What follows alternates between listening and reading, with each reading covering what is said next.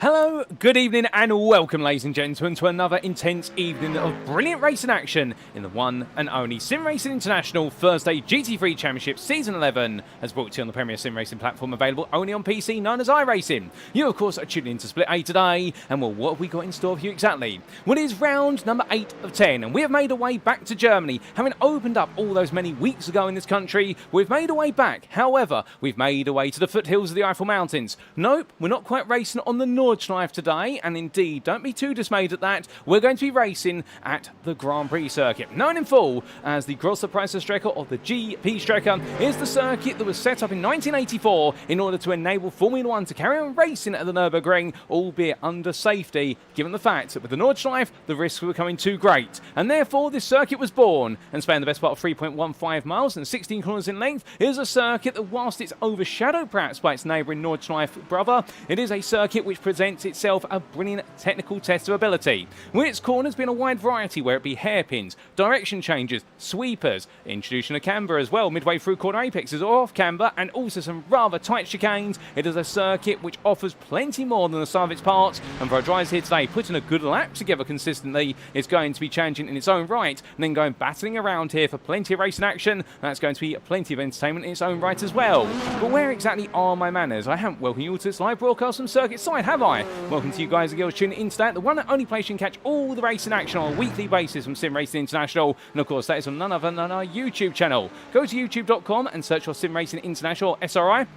And you can be tuning in there and make sure you subscribe so that way you don't miss our weekly racing action for our whole multitude of series, including today's racing for the Thursday GT3 Championship. Now, of course, with this being a two-split series, we have both Split A and Split B. Well, Split B is being presented at the same time currently and commentated on by none other than what is the absolutely brilliant Tseard Ploeg and Dyer. And, well, do go tune into that if you want to catch up on all the racing action from our Premier and Evo classes. But meanwhile, if you're staying here in Split A, well, you're going to be tuning into the Elite and Pro classes, and in the content brief you have myself. My name is Paul Walsh, and I will bring you all your racing action as it unfolds over the entirety of the season, including what's in store today for round number 8. But without further ado, as we make our way into this round, of course, it's only appropriate we bring you up to speed with what's happened over the first 7 rounds of the championship, and particularly the story from last time out when we did have plenty of brilliant battling in action at Bathurst. So without further ado, ladies and gentlemen, let's bring you a recap.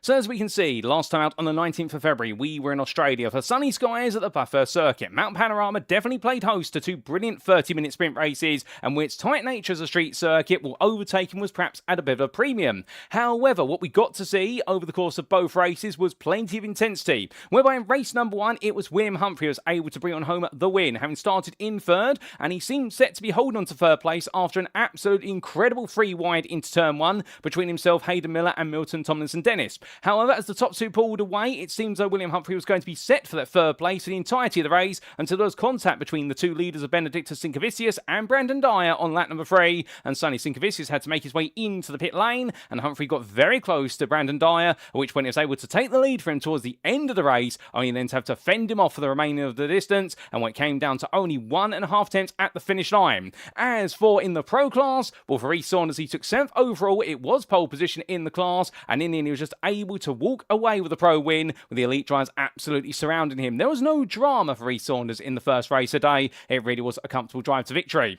Meanwhile, in race number 2, well, when we inverted the top 15 finishing positions for the second of our 30-minute races, what we got to see there was a first win of the season for both an elite driver and a pro driver, and a first overall win of the season for a pro driver as well, because Alex Fretwell held on to take the overall win despite some incredible pressure throughout the entirety of the race. He didn't put a single foot wrong, to be fair, and as the pro drivers who started in front of him started to fall by the wayside, he was then able to make that progress, take lead, and not look back. Albeit he did, to be fair to him, downplay his achievement in his post-round interview. Given the hard to overtake nature of the Bathurst circuit, he did rightly earn the win. Meanwhile, in the elite class, we got to see Danny Phillips take his first win of the season, and well, in the end he had to carve his way on past particularly Mike Barber, and in doing so, well, he then had the pressure of Brandon Dyer right behind him in the remaining stage of the race, but he was able to hold on, and it was Alex Fretwell, the pro winner and overall winner, just ahead of Danny Phillips, your elite winner. And well, it has definitely had some repercussions with regards to the points awarded in the championship standings, as we'll come to very shortly.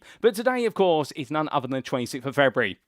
It's time for round number 8, and we are here at the Nürburgring across the Preis-Strecke. We are going to be running its official Grand Prix layout, and there's a slight difference compared to layout you may be used to seeing going racing for GT3s, and we'll explain that shortly as well. But we do have a 1-hour race here, and it is going to be sunny skies. Next time out, we will of course have mixed conditions at the Misano Grand Prix circuit. Indeed, we're not quite going to mixed conditions just yet. We will be seeing that in a week's time on the 5th of March when we make our way to Italy, and that's where we're going to be wrapping up the championship with a double header in Italy that begins at Misano for round number 9 and it concludes at Imola for round number 10. But if that's the story of the calendar and who exactly took victory last time out in our 2 sprint races, well, what's exactly happened to the standings then after 7 rounds? We begin with the elite class, and here we can see that it's Tseard Ploeg still on top, albeit on holiday last time out and missed the racing at Bathurst. However, in his absence, it was an opportunity perhaps for all his rivals to gain ground. However, there was just one slight problem with that. Nobody really did gain ground on the Vulcan Motorsports Championship leader, and in the end right now he's looking very safe at the very top. Kenyon there taking on home what was 2 dismal performances outside the top 10 in both races in this class. Things did not go right whatsoever because an incident midway through race number 1 added to his struggles in qualifying, and it meant suddenly it was all about damage limitation for the entire day, and that damage definitely wasn't limited. Meanwhile, William Humphrey was able to do some damage based on the win in race number 1. However, it all came undone in race number 2 because after that strong qualifying session and the win in race 1, you would think it was going to be an opportunity for him to really build the pressure and get into 2nd place. Not quite so, because it all went wrong on lap number 5 of race number 2 where there was contact between himself and Hayden Miller, and that contact at the chase chicane was enough to damage the car and see him have to retire from the race. And therefore for William Humphrey, yes, he has moved into 3rd, but he is still the best part there of none other than 12 points behind Kenyon, who is in turn 142 points behind Tseard Ploeg. And right now it does seem as though the Dutchman is here to stay at the very top, and if he brings home a big score today, he might be able to wrap things up at Misano in a week's time. The only caveat for Tseard Ploeg, he has informed me that he's still not feeling 100%. He's been quite sick recently, and therefore right now the Acura driver knows that he's got to focus just as much on his health as he has about getting those good lap times in. He is on the grid today, but he's not feeling 100%. Hayden Miller, meanwhile, he'll be feeling as though it wasn't quite 100% at Bathurst. He sits in 4th place, a 12th and a 7th. It definitely wasn't the round he wanted, and on 344 points, well, we're hoping to see him return to the podium at some points. He needs that right now, because otherwise his rivals behind are going to be closing the gap. However, when you look to the rivals who are closest, Ryan Nicholson has now moved into 5th place, with a 3rd and an 8th. Indeed, it was mixed fortunes for him, but he landed the points most critically. Milton Tomlinson Dennis, unfortunately, a 5th in race number 1 and a non-finish in race number 2, where he falls to 6th now on 254 points. It has not been the championship season for the World of Racing STR esports driver, and now he's got work to do to close down the split track esports driver in front of him. But behind him we do have Benedictus Sinkevicius, the man who seemed to be coined as the one to stand in for Tseard Ploeg. Of course, his teammate in the Vulcan Motorsports teams, and Sinkevicius looked on course to be able to absolutely deliver until it all went wrong in race number 1. That retirement from the race after the contact with Dyer really upset the momentum, and suddenly the Vulcan Motorsports driver had to settle for very limited points, and that carried through into race number 2. Albeit it wasn't essentially a retirement from the race, he was able to score the points, but it definitely was a retirement from the opportunity to take a podium in both. Tim Modig sits in 8th place there for Sim Coach on 193 points, and well, right now he's not quite closing on the top 7, but he is breaking away from the rest of the field, with Dan Edvardsen last time out picking up a 4th and a non-finish. The relentless racing driver trying to move forward, but also race number 2 seeing him move backward. Mark Hutchison completes the top 10 for Altitude 3 Esports at 168 points, and it's Dyer with back-to-back 2nd place finishes, ruining what could have been a chance to win in both, but it wasn't quite to come together. But the Inter Racing Team driver, after a run of 3 non-finishes over the previous 2 rounds, is definitely able to turn things around and pick up his first 2 podiums of the season. And then we do have Jesper Svensson there on 154 points, completing the elite top 12.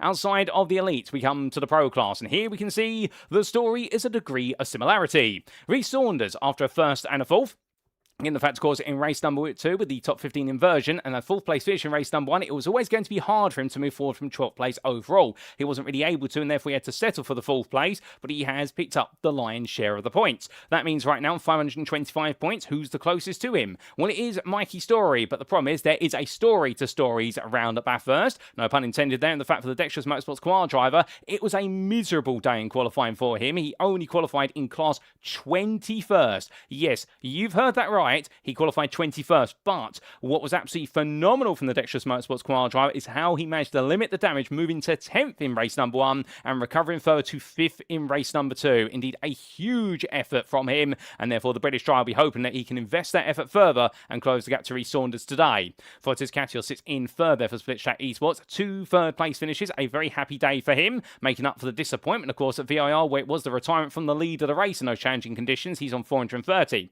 He's come to be ahead of Ville Katonen, who in turn had a difficult day, much like Mikey Story. However, whereas for Story, it was all about going forward, for Ville Katonen, it was all about going backwards, particularly a late instant in race number 2. The Beowulf Racing Team driver now only the best part of 30 points ahead at 9 Pegasus Panthers, Wesley Van Rens, who continued his run of top 10 finishes at Bathurst, were 9th and the 7th, and he's ahead there of Menno Blown, the man who won, of course, at the VIR circuit by just not making a mistake, but he did have a few mistakes last time out at Bathurst, and it's definitely cost him some big points there as he holds on to 6th by 337 to the 336. Yes, a single point to Nicholas Carlson.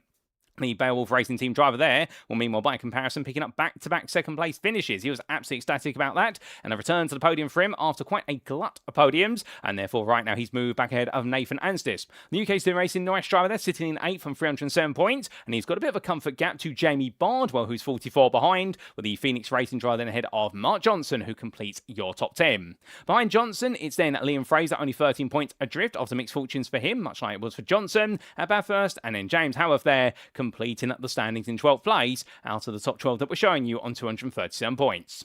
But coming to the team standings, last bit but by no means least, and as we can see here in terms of your top 10, it is currently Dexterous Motorsports Choir who lead, and well, in terms of their fortunes, they are the new leader. They are the hot team at the very top, and well, they've brought themselves to the lead on 995 points. It's 978 there for Vulcan Fasters by Glass Tech Racing, and it was not their day. It was not a happy day for the team, no doubt about it. And well, with poor fortunes, they have dropped down to that 2nd place, and it means now that they lose the lead for the first time in several rounds, whereas Dexterous Motorsports know that they've got to make sure they try to maintain it, because whilst the top 2 are now very close together, what we are also seeing is that they will not want to fall backwards to 3rd, because from 3rd all the way through to 13th, albeit 11th, 12th and 13th are not on screen, it is only 114 points that separate 3rd through to 13th. Yes, 11 teams separated by that many points at this point in the Teams Championship. That has not been heard of in some time here in the SimRacing International Thursday GT3 Championship. But that's how close the things are getting. It is because so many teams, for what is a star points from one of their drivers, other drivers are having struggles and vice versa. Moonshiners Racing Club, well, they've moved all the way from 6th to 3rd. They had a brilliant day in the office in Australia all round, particularly with their Split B performances. Meanwhile, for Darkwind Racing, they have moved all the way from 9th to 4th. They had a great day in Split B as well, the solo Split B team, and they want to ride that momentum. Can they move into 3rd today? GPX Simsport Onyx, they fall into 4th to 5th, but they had an okay day. It's just the fact they didn't quite pick up the points of their roles in front of them. And then we do have Axis Simsport Z there in 6th place on 769, arguably one of the bigger gainers as well, moving from 8th to 6th with some solid points for the team in Split B, but they know they've got more work to be done. Split-Track Esports, meanwhile, perhaps one of the bigger gainers as well, 11th through to 7th on 763 points now, and right now the Nixon-Katios pair, definitely, when they get it together, they really do deliver. But of course, VIR was a little bit of a nightmare day for Katios, but he had a better day, and Nixon had a great day as well, and if they can do it again today, you could also see them making their way into the top 5. Altitude 3M Esports, where so many teams are gaining, who exactly is losing out? Well, it's not them. The British team have moved into 8th from 10th on 740 points, but they are only ahead of Beowulf Racing Team by what is result countback, both on 740, and Beowulf have moved from 12th to 9th. So then, looking to 10th place, well, you'll notice the fact that we are missing one of our Vulcan Motorsports teams, and the other one's almost been kicked out the top 10. You'd be absolutely spot on, because Vulcan Motorsports 1 you see there in 10th place. In the absence of Ploeg and the fact that Sinkevicius had a difficult day in the office, they have dropped all the way down from 3rd to 10th place, and meanwhile, having dropped from 5th to 11th, it's Vulcan Motorsports 2, the combination of Miller and also Kenyon and none other than, what is that other teammate there whose name does escape my brain? Well, I'll tell you one thing, they definitely had an awful day as well, and dropping all the way down, and with the fact that MJK Sim Racing and Phoenix Racing Red are so close behind them, it's anybody's guess who's going to be inside this top 10 after today. But ladies and gentlemen, as that's a recap of our standings and the story coming into this round. Now let's come into the present and tell you a little bit about our host circuit. It is, of course, none other than the Nürburgring across the Preis-Strecke. We are racing on its official Grand Prix layout, located near the city of Nürburgring in the Iweiler district of the Rhineland-Palatinate state of Germany. This circuit, 3.19 miles in length, 5.14 kilometres and 16 corners at its core, regardless of what units you use to define its length. A huge thank you to iRacing.com, not just their brilliant simulator, but the absolutely fantastic track maps contained within it. And what we can see with this track map, many of you will be familiar with the circuit, but why is it the Grand Prix layout? Well, the reason for that is because the Wiedel chicane at turns 14 and 15 is not the fast version that you would normally associate with the World Endurance Championship. Instead, it is the low-speed variant specifically made for Formula 1 and also club-level racing when they do race on the tighter touring circuit. But as our drivers make the way around this course, they'll find that the straights are in short supply, and when they do see them, they will be short in length, including the start-finish straight as they roar the way down towards Yokohama Curve at turn number 1, the hairpin there. Seeing the drivers come back on themselves and make their way into the Mercedes Arena. 9 and 4 is the AMG Mercedes Arena. As they come through turns 2, 3, and then into 4, it's the switchback of the downhill braking zone of 3 in towards the very flat run into 4 that can catch many a driver out, particularly on cold tyres. Get it absolutely right, and then they'll power the way through the kink of 5 and down towards turn number 6, where the circuit starts to build up speed, but it all go downhill, literally. Because they come down through the left-hander of 6, it's then downhill through the right-hander of turn number 7, having to manage the road camber as they break the way in, and then they come all the way down towards the Goodyear Kara hairpin at turn number 8, before going flat out up the hill through the Michael Schumacher S, named after, of course, the infamous 7-time Formula 1 champion, and as they make their way through the fast chicane of 9 and 10, they'll then be into the latter half of the lap.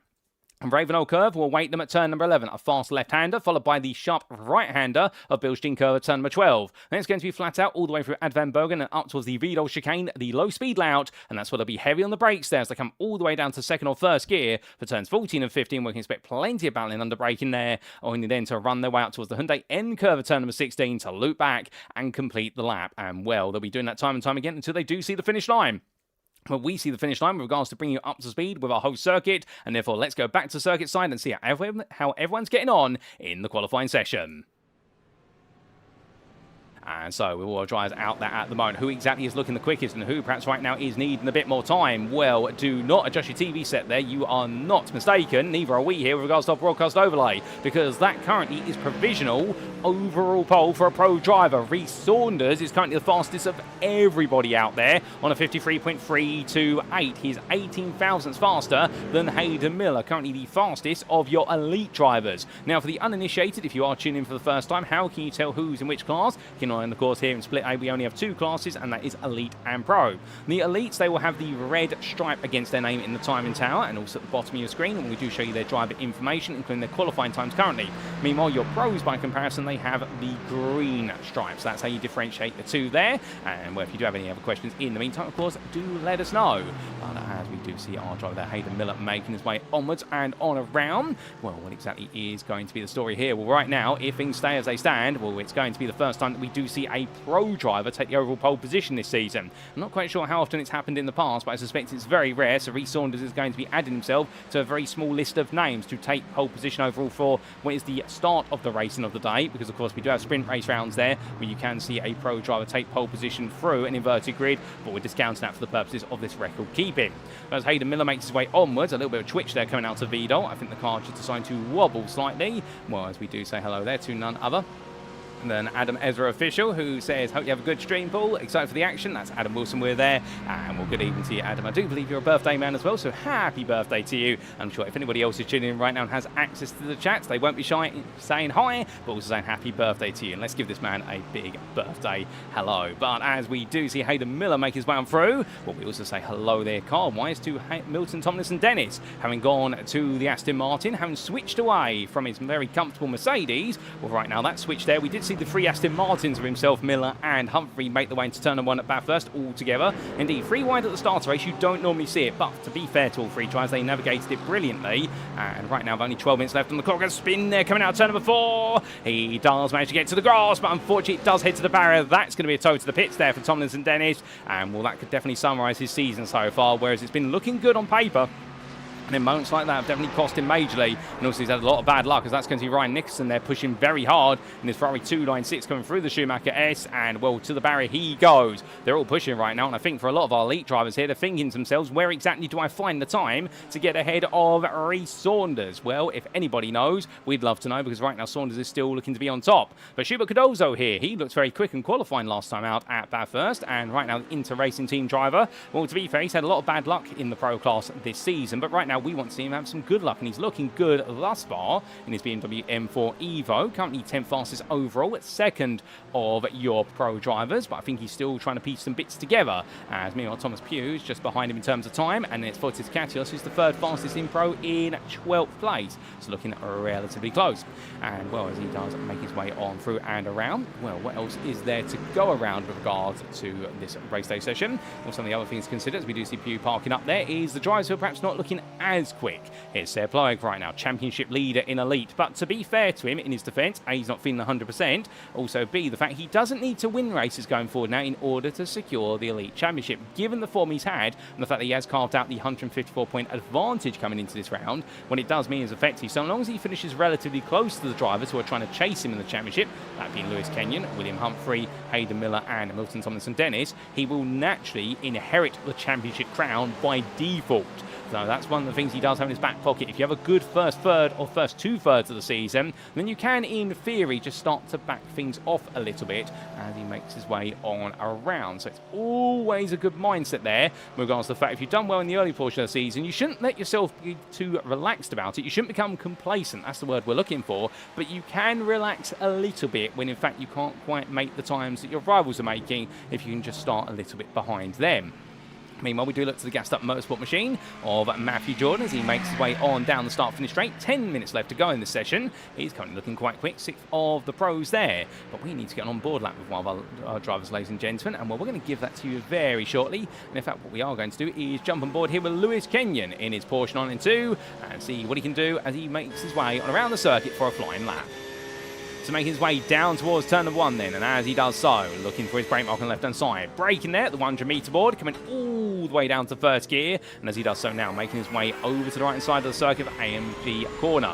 Going through that left-hander, and as he rolls his way through the bend, getting ready now to head down towards turn number 3, and he does, using all the runoff area there, and onto the brakes, points the car at the apex, which you can do in a rear-engine rear-wheel drive car, takes plenty of apex curve, keeps it over to the left to open up the right-hander at turn number 4, takes a little bit of apex curve there, and also a little bit on the exit. You don't want to take too much of either, otherwise the rear of the car will snap loose. But now down towards turn number 6, braking there at the entry road for the touring car circuit. As he comes down the left hand in towards the right, you can see here the corner going downhill, and as you get towards that apex, it goes from off camber to slightly on camber, which Kenyon has to abuse. Now heading down towards turn number 8 as he gets ready for the Goodyear hairpin. Well, brings himself over to the left hand side, uses the entry curve there to open up the corner, and he goes to the V-shape approach. He goes very deep by design. You can U-shape it. Oh, power oversteer in the rear of the car. Let's go! And for Kenyon going on around, well, that's going to be an absolute gutting moment for him, but understandably he'll be fuming at that, pushing so hard, and in the end the car just letting go there. But it's so easy to make a mistake. You can tell everyone's really pushing hard right now to try and find a way to move upwards.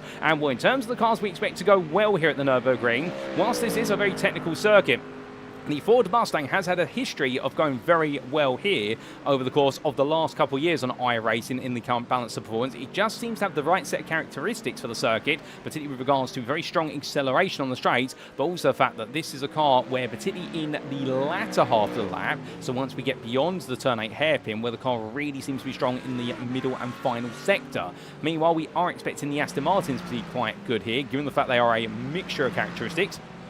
Even though the car is front mid-engine rear-wheel drive, the fact of the matter is that this car has quite a bit of acceleration so you can keep the revs high, but also it is the cornering car of the front-engine rear-wheel drive machines, and that's why it will be, in some respects, equal if not stronger to the Ford Mustang. But meanwhile, Rhys Saunders' time at the top has ended, because by 42 thousandths, Benedictus Sinkevicius has moved his way onto pole. A lovely lap there from the Lithuanian driver in the 188 Lamborghini Huracan Evo, and right now definitely showing the Lamborghini still got some life in it, even though it's the generation Edition Evo 1 car rather than the Gen 2. But as he makes his way on down here, of course, the Lamborghini has a reputation of being one of the quickest over a single lap in GT3, but being one of the sketchiest over the entire race, particularly when it comes to rear tyre wear. The same can be said for the Audi, its equivalent car in a way, given the fact they're both running the same V10 engine. And here's Max Wheeler, our sole Audi R8 Evo 2 representative. But to be fair, we're so happy to see him out there. And the story behind him running the Audi is the fact that he loves to run a car in the simulator which reflects the car he owns in real life, or the manufacturer he owns. He doesn't own an Audi R8. I do believe he owns one of the RS series Audis, although it escapes me as to which one. I'm sure he'll correct me later, given the fact I've probably forgotten, although I do have some notes from him with regards to that. But he's running the Audi in testament to the manufacturer. He does enjoy it in the real life roads, and was Wheeler makes so onwards. Right now 13th in this session overall, 10th fastest elites, one of his better qualifying points is, to be fair. And this Audi, of course, being a car that when you get it right, it feels incredible to drive, but as soon as those rear tyres start to get a little bit warm, it can feel a very scary car, particularly through mid-speed corners and even high-speed corners, which the Evo 2 package aimed to address. Audi refined the aerodynamics on the car, particularly around the front and also down the sides of the car, to give it further mid-corner stability in medium to high-speed corners, one of its weaknesses, particularly in the FIA World Endurance Championship and also in the GT World Challenge Europe, particularly where this car came to prominence, starting of course with the base R8 LMS model all the way back in 2015. Then the Evo 2, or the Evo 1 came in 2018, and the Evo 2 came in 2023. Sadly, of course, the Audi gradually being retired from GT3 racing, Audi no longer supporting it as official manufacturer team, and indeed only supporting customer teams at this point. The car will soon be phased out of real life racing, which will be a sad day when we can't hear the scream of a V10 anymore, but of course it will be eternally immortalised on the iRacing simulator platform. But 5 minutes left, and right now, who else is bringing surprises out there? Well, the fact it went round for him, for Tomlinson Dennis, he's not given up, and MTD, as he's known to friends right now, is definitely putting his head down, trying to get on with the job as he roars his way on around. But come through the final corner, well, right now, definitely not looking the quickest out there, but definitely looking to be one of the happiest as he comes across the timeline. He is 2 tenths off the overall pole time, and right now does not improve there, but he may be able to improve. He's got the best part of another 5 minutes to go. And do keep in mind, of course, we do have overtime rules in effect today, given the fact this is a feature race round, so therefore we do not immediately jump to the gridding procedure for race number 1 when qualifying is done. We give our drivers the opportunity to finish their current laps on the clock strike 0, and then after that we will make our way to the grid, albeit we of course do have a warm-up period before that as well. But looking further down, are there any surprises in terms of times? Well, we do have a bit of a struggle for Liam Fraser here in the Mercedes AMG Evo. He's all the way down in 17th of your pro drivers, or 33rd overall. Things are not going quite right for him right now as he hops and skips his way between the Vito apexes, and as he does so, he is the best part of 27 thousandths off of Johnson's time, and both of them seem to be having a bit of difficulty, and Fraser only 33 thousandths ahead of James Howarth, and those two have normally been joined at the hip when it comes to where they qualify on the grid. If you see Fraser, Howarth is not too far in front or too far behind him. But all coming down here right now for Fraser. Is it going to come down to brass tacks? As meanwhile, Tseard Ploeg is going even quicker as he comes on the cross line. He was a length, he goes 4th. Well, right now he's building some pace. As meanwhile, Sinkevicius comes out the final corner, his teammate, and with Vulcan Motorsports 1 here trying to get the goods done. And Sinkevicius, who was 42 thousandths quicker, has now gone another 2.5 tenths quicker. That's a 55.057. This track's still got some life in it, and Sinkevicius right now absolutely strong arm in this field. And Reece Saunders still on top of the pro class here by the best part now of what is 10 places. Nobody's been able to match him thus far. And well, Schubert Cardozo gets ready to go on to what will be his penultimate flying lap. Well, let's jump on board here with the BMW AM4 Evo driver and see if we can understand what the differences may be. So coming out the final corner then, here he goes to blast his way down the start-finish straight. But as he builds up the speed, of course, the BMW, a very stable car in low-speed corners, but it's medium-speed corners where it struggles to a degree. But into his braking zone, he'll look to his left, braking about 120 metres from corner apex, all the way down the gearbox to first, and then upshifts to second nice and early there to prevent wheel spin. Brings the car over to the right-hand side and opens up the left-hander, going over the rise, and then down you come, going off camber here, and therefore he wants to make sure he doesn't pick up any oversteer, and now coming down in towards turn number 3, well, nicely nestled into the apex there of the corner, now into the right-hander, turns in a bit early there. That's going to unsettle the car, and it invokes understeer, and understandably, he's actually lost about 2 tenths by doing that. Now coming in towards turn number 6, on the brakes there, about 50 metres from corner apex down to 3rd gear. Bring the car over to the left, onto the brakes once again. Massage the brakes as you come down. A bit of gravel there has been brought on by somebody who's decided to play sandcastles, but coming out to turn number 7, he goes down towards 8. Towards the hairpin he goes. Will he go for the U-shape approach or the V-shape here? The U-shape being the smoother line, but it's not always as quick as a V-shape. And then he does go for the U-shape here with a slight V twinge to it as he comes out of the corner. With Cardozo there, very smooth line to be fair, and now making his way up the hill through the Schumacher S. Here in fourth gear, a small lift and coast before he makes his way back into the throttle immediately, and now up towards what will be turn number 11.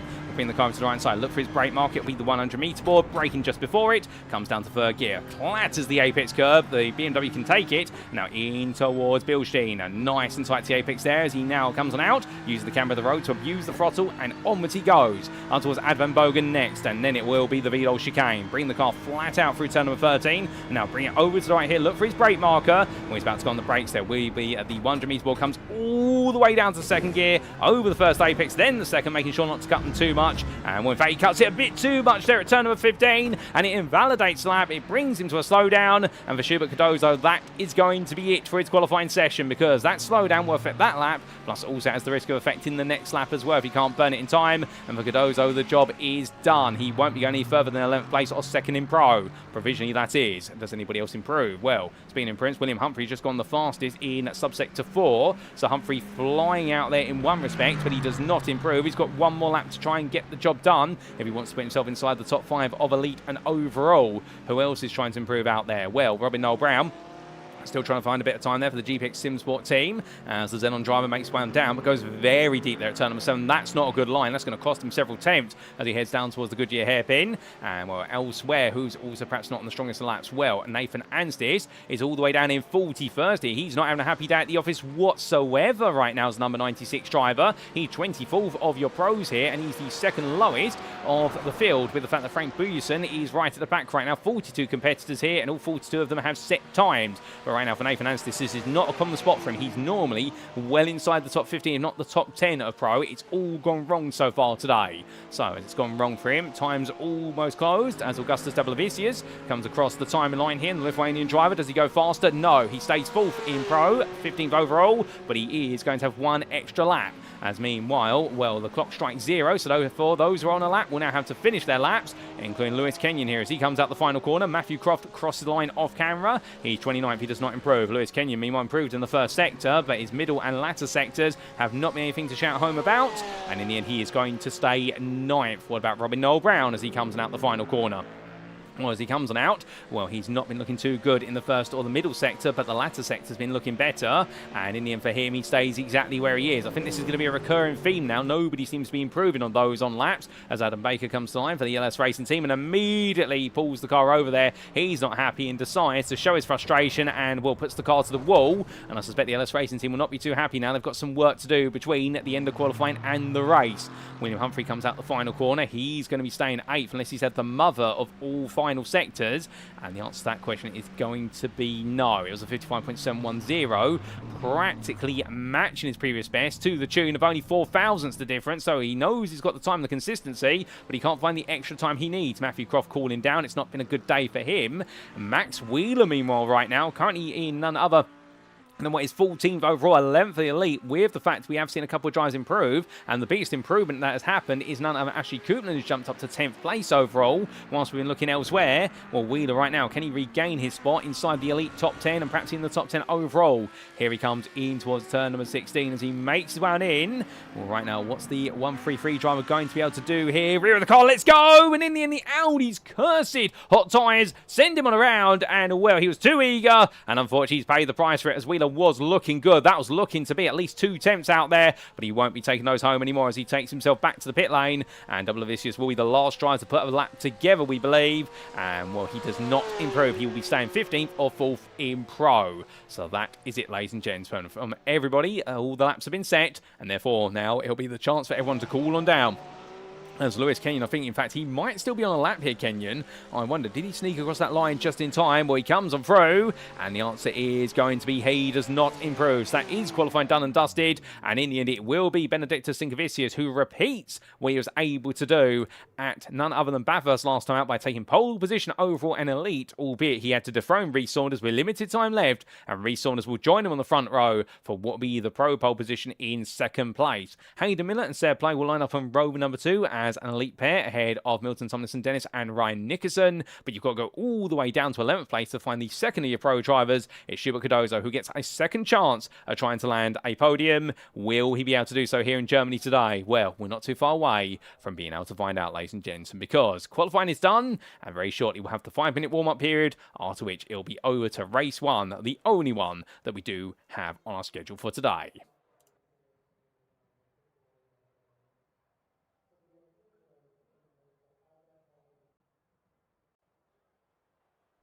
And so as we do make our way into the 5-minute warm-up period, well, as all of our drivers right now get themselves set and ready to go for it, Schubert Cardozo, one of the very first to immediately jump back into the car in order to get himself all warmed up. Well, what exactly can we expect here with regards to this race today? Now, it's a 1-hour race, so it does mean that strategy is going to be important. There will be that mandatory pit stop for fuel, changing tyres is entirely optional.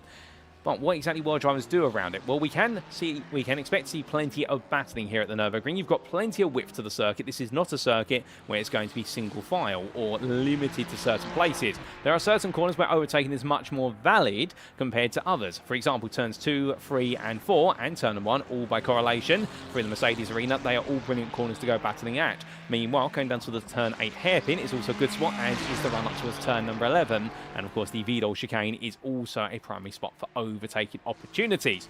Battling, however, does cost time, and around here, the average battle will cost you, if you're able to get it done in a single corner, it will cost you about 3 to 4 attempts. Run the battle for multiple corners, particularly through the Mercedes arena, and you'll find you suddenly start losing 1 second to 2 seconds a time. So this means that if you're chasing another driver and it's an opportunity for you to pit, you may want to consider doing it. The only difficulty, of course, and this has been a bit of a recurring theme with regards to our drivers who have been towards the front of the field, is the risk of coming out behind a lot of drivers further on down. And the pit lane here at the Nürburgring Grand Prix circuit is not the longest, to be fair, albeit it's a lot longer than the Bathurst pit lane by comparison, and the pit limiter line lasts for significantly longer. But it does mean that with that, you would run the risk, if you started on pole and you were leading the race and you decide to pit early on, you may run the risk of coming out into traffic that has yet to pit, and therefore you might have to make several passes on drivers who are not on the same strategy as you, and effectively not in the same race as you, before you are able to get clear. So it does mean that picking the right time to pit can be just as valuable as being able to make the moves on track.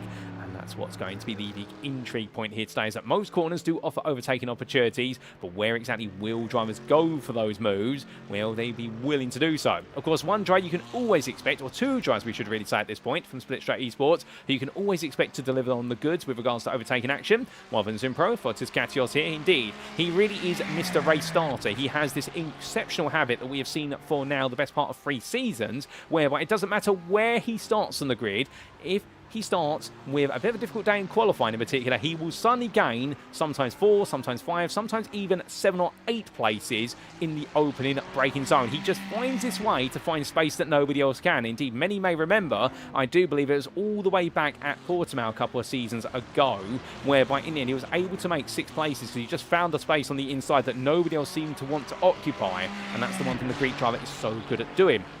And his teammates, of course, of Ryan Nickerson, whilst he may not be as brash about it, as we do see their corner spree having a bit of a moment with the turn 3 exit and the grass, well, Ryan Nickerson also does have some audacity behind him, the Canadian driver. Well, he's always full of energy whenever we speak to him in the interview room. He's absolutely ecstatic normally.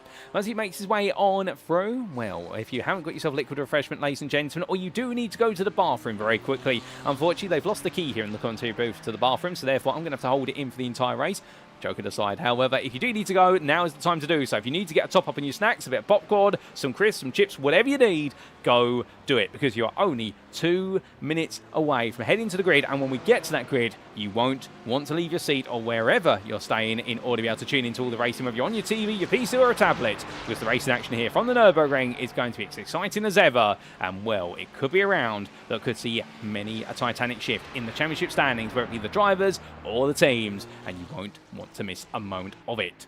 But as all these drivers coming around right now, everyone's seeming to be absolutely set to go, no question. But understandably, everyone here will be thinking to themselves right now that qualifying's been just one part of the story, and there's an even bigger part of the story, which becomes to getting the job done. But who exactly is going to be the one who can get the job done comfortably? Well, ladies and gentlemen, the Nürburgring takes no prisoners where it's the Norschleife alternative to the Grand Prix circuit, and that's what we are about to see.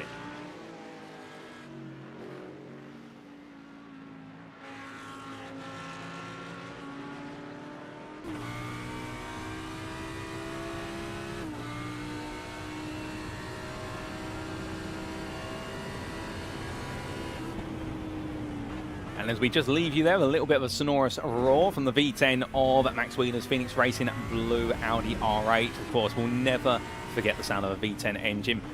I mean, many say, of course, the Lexus LFA's V10, not a race car, sadly, but a car that came out many a year ago. And definitely is the iconic V10's helmet. It's saying about the V10 and the Audi as well. But we can't dwell on that, ladies and gentlemen, because it is time to make our way to the grid. The checker flag out is on warm-up. Everyone will need to be set. It's time for us to go racing in round number 8 of Split A's Thursday GT3 Championship Season 11, as brought to you at SimRacing International.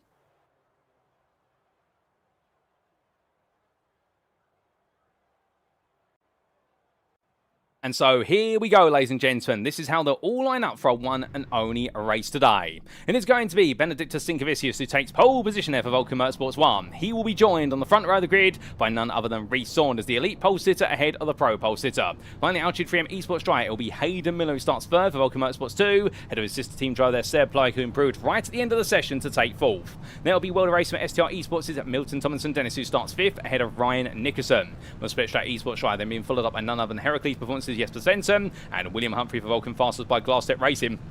And the best he was able to do today was 8th. In 9th is Lewis Kenyon for Vulcan Motorsports 2, ahead of Relentless Racing's Ashley Coupland. Then we do see outside the top 10. And then for the second of your pro drivers of Schubert Cardozo for Inter Racing Team. Thomas Pugh starts 12th there for Axis Sport X, ahead of Fortis Katios for the Split Track Esports drive, then followed up by Max Wheeler for Phoenix Racing Blue. Then it's an all-pro row in the form of Augustus Dabelavicius for Gaston Motorsports, ahead of Mikey Story on row number 8, with the Dexter's Motorsports driver then following up by Noah Carlson. In fact, that's Nicholas Carlson then, let's use his name correctly, for Beowulf Racing Team, ahead of Robin Noel Brown for GPX Sim Sport Xenon. We then do have Matthew Jordan in 19th place, ahead of Ime Hasselar, who rounds off the top 20 for Heracles Performance. And then in 21st, it's Jamie Bardwell for Phoenix Racing Red. Tim Modig begins the day in 22nd for Sim Coach, ahead of Mark Hutchinson, who they're starting in none other than 23rd for Altitude 3M Esports, ahead of Nick Stubb for Vulcan Fasters. It's Adam Baker and Carl Roy on row number 13, ahead of Chris Jennings and Mike Barber, with Matthew Croft and Mark DeVries round off your top 30. 31st, we're going to have none other than Danny Phillips, ahead of Mark Johnson, with Liam Fraser and Villa Katonen behind. And then on row 18, it's James Howarth and David Hutchison. Ross Young and Wesley Van Rens make up row 19 ahead of Samuel Clark and Connor Spree. And then we do see on the final row of the grid, Nathan Anstis and Frank Buyerson. Well, ladies and gentlemen, we have to go through the grid quite quickly because this formation lap is almost at the close already. And, well, without further ado, ladies and gentlemen, as they make the way out of the final quarter, it is going to be to none other than Benedictus Sinkevicius to take us away for 60 minutes of racing here at the Nürburgring.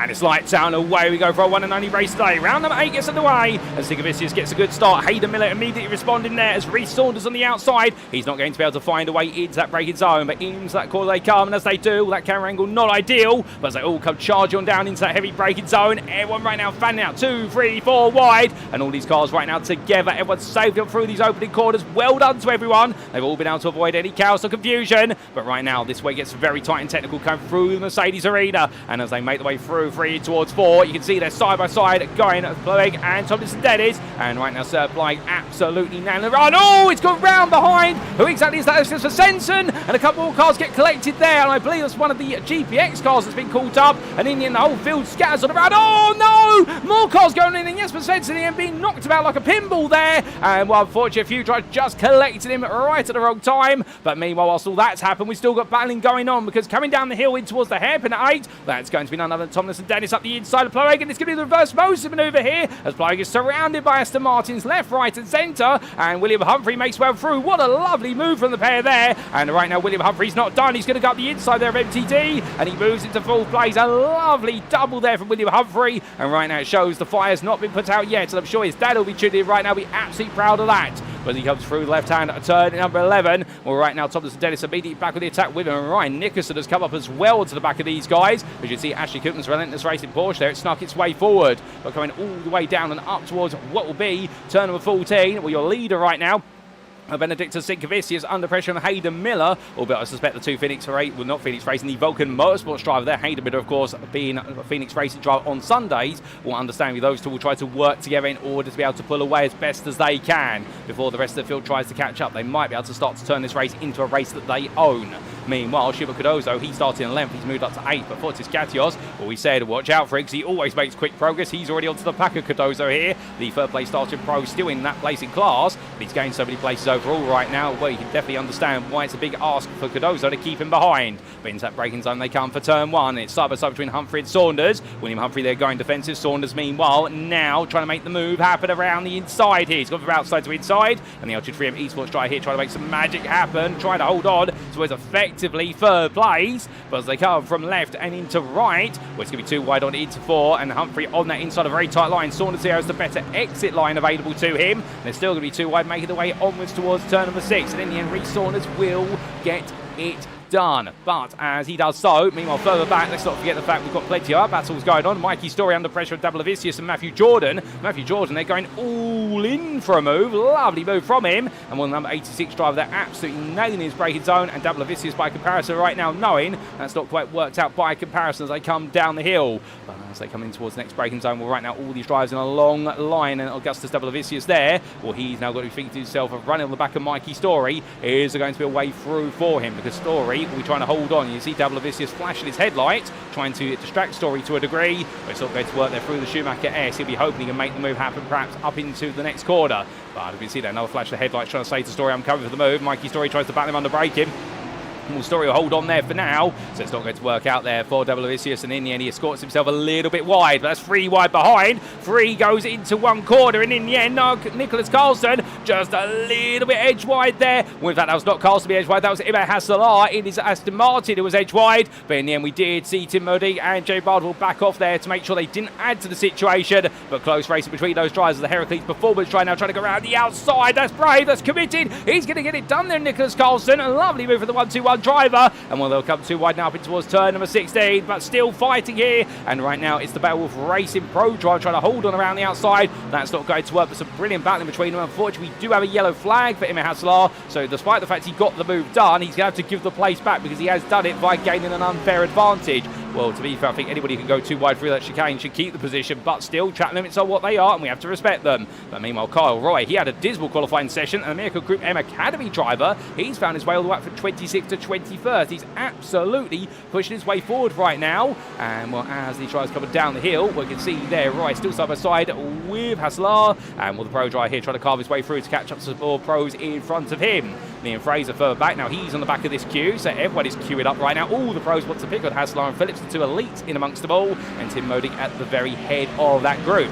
Now we will get a replay of what exactly happened earlier on with regards to that big shunt coming out to turn number 4 for several drivers, and we can see a number of you getting your thoughts on it already in the YouTube chat, and we always appreciate your insights. We say hello to a number of you, but as we do see Danny Phillips right now still battling with Haslar. This is for 12th place in elite, it should be pointed out, these two. Well, right now they want to get through this quite quickly, because after this, of course, they're going to have the one problem, which is then needed to deal with everybody else. But right now it does seem as though Danny Phillips there will just about squeeze ahead of Haslar, and he'll make that move happen.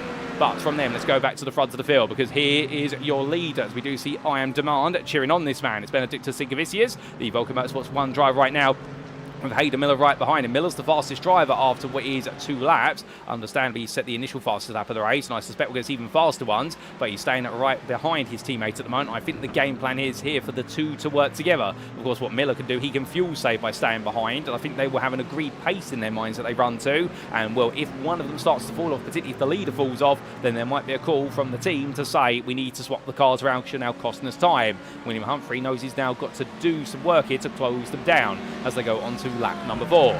So after one lap, well, after the first 3 laps of racing, it's Benedictus Sinkevicius who leads ahead of Hayden Miller. Then it's William Humphrey in 3rd, followed up by the pro leader of Reece Saunders. Then we come back to the theme of elite drivers, because it's Milton Tomlinson Dennis trying to find his way past at the moment, ahead of the Ford Mustang driver. And then we do see Tseard Ploeg in 6th place. Ryan Nicholson is 7th, ahead of 2nd place pro driver of Tseard Ploeg. And then we have Lewis Kenyon at Fotis Katios who complete the top 10. And well, they're all intermingling here with drivers who are caught up in the open lap incident and now trying to pick the way past the lap down drivers, including there the Ford Mustang of Jesper Svensson. And Pontus Katius right now has that task very shortly to do, but he's also got the ground pressure of Max Wheeler behind him, who's currently 11th, ahead of Thomas Pugh, Ashley Koopman, Augustus Dablevicius, and Matthew Jordan, who's trying to put some pressure on the Porsche driver in front of him. But the 86 driver right now going down through the left-hander, 6 into 7. That's not going to happen, but what is going to happen is that Ashley Koopman is going to battle side by side with Thomas Pugh, and these two right now definitely getting stuck in as the relentless racing driver here in a new livery on the car, I do believe. Lovely livery, I must say there. It's definitely a nice change for the car, although the previous livery was absolutely fantastic as well.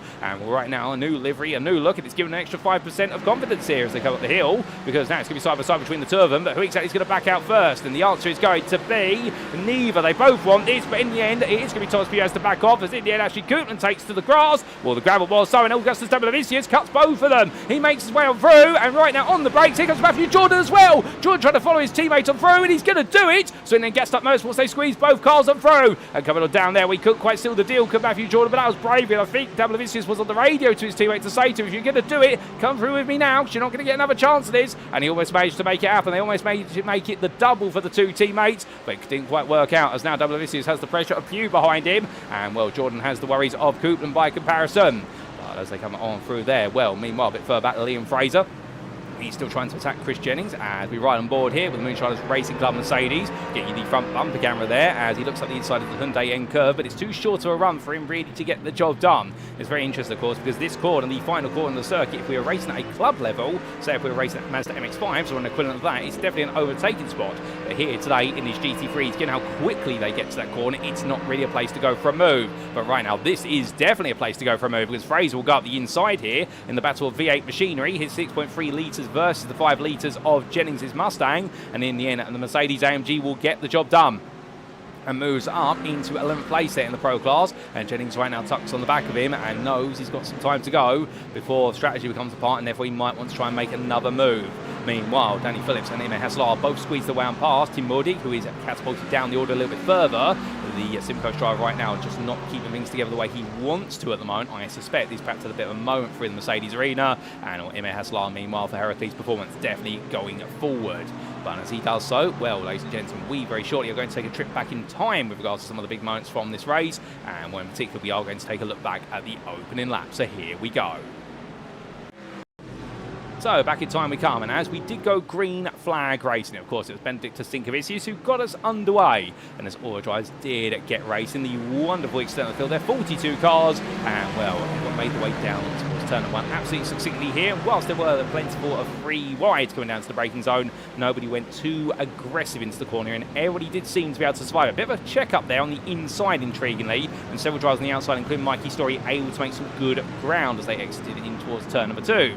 But the big drama, of course, was coming out of that sequence of corners, and what exactly happened a little bit later on, because we did have Samuel Clark get caught up in a bit of difficulty. There was an instant further back, so Clark took to the escape road there, and there were some cars turned, but they all just about survived it. But then there was drama, and this was the biggest of the drama. This was Jesper Svensson, the Heracles performance driver, making his way out of 3 in towards 4, battling side by side with Lewis Kenyon. And as he came out the corner, got the power down the rear, let go. Kenyon took evasive action, and then all the field had to thread the way through. He was in the middle of the road, and unfortunately there, the Altitude 3M Esports machine did not quite take evasive action the way it wanted to.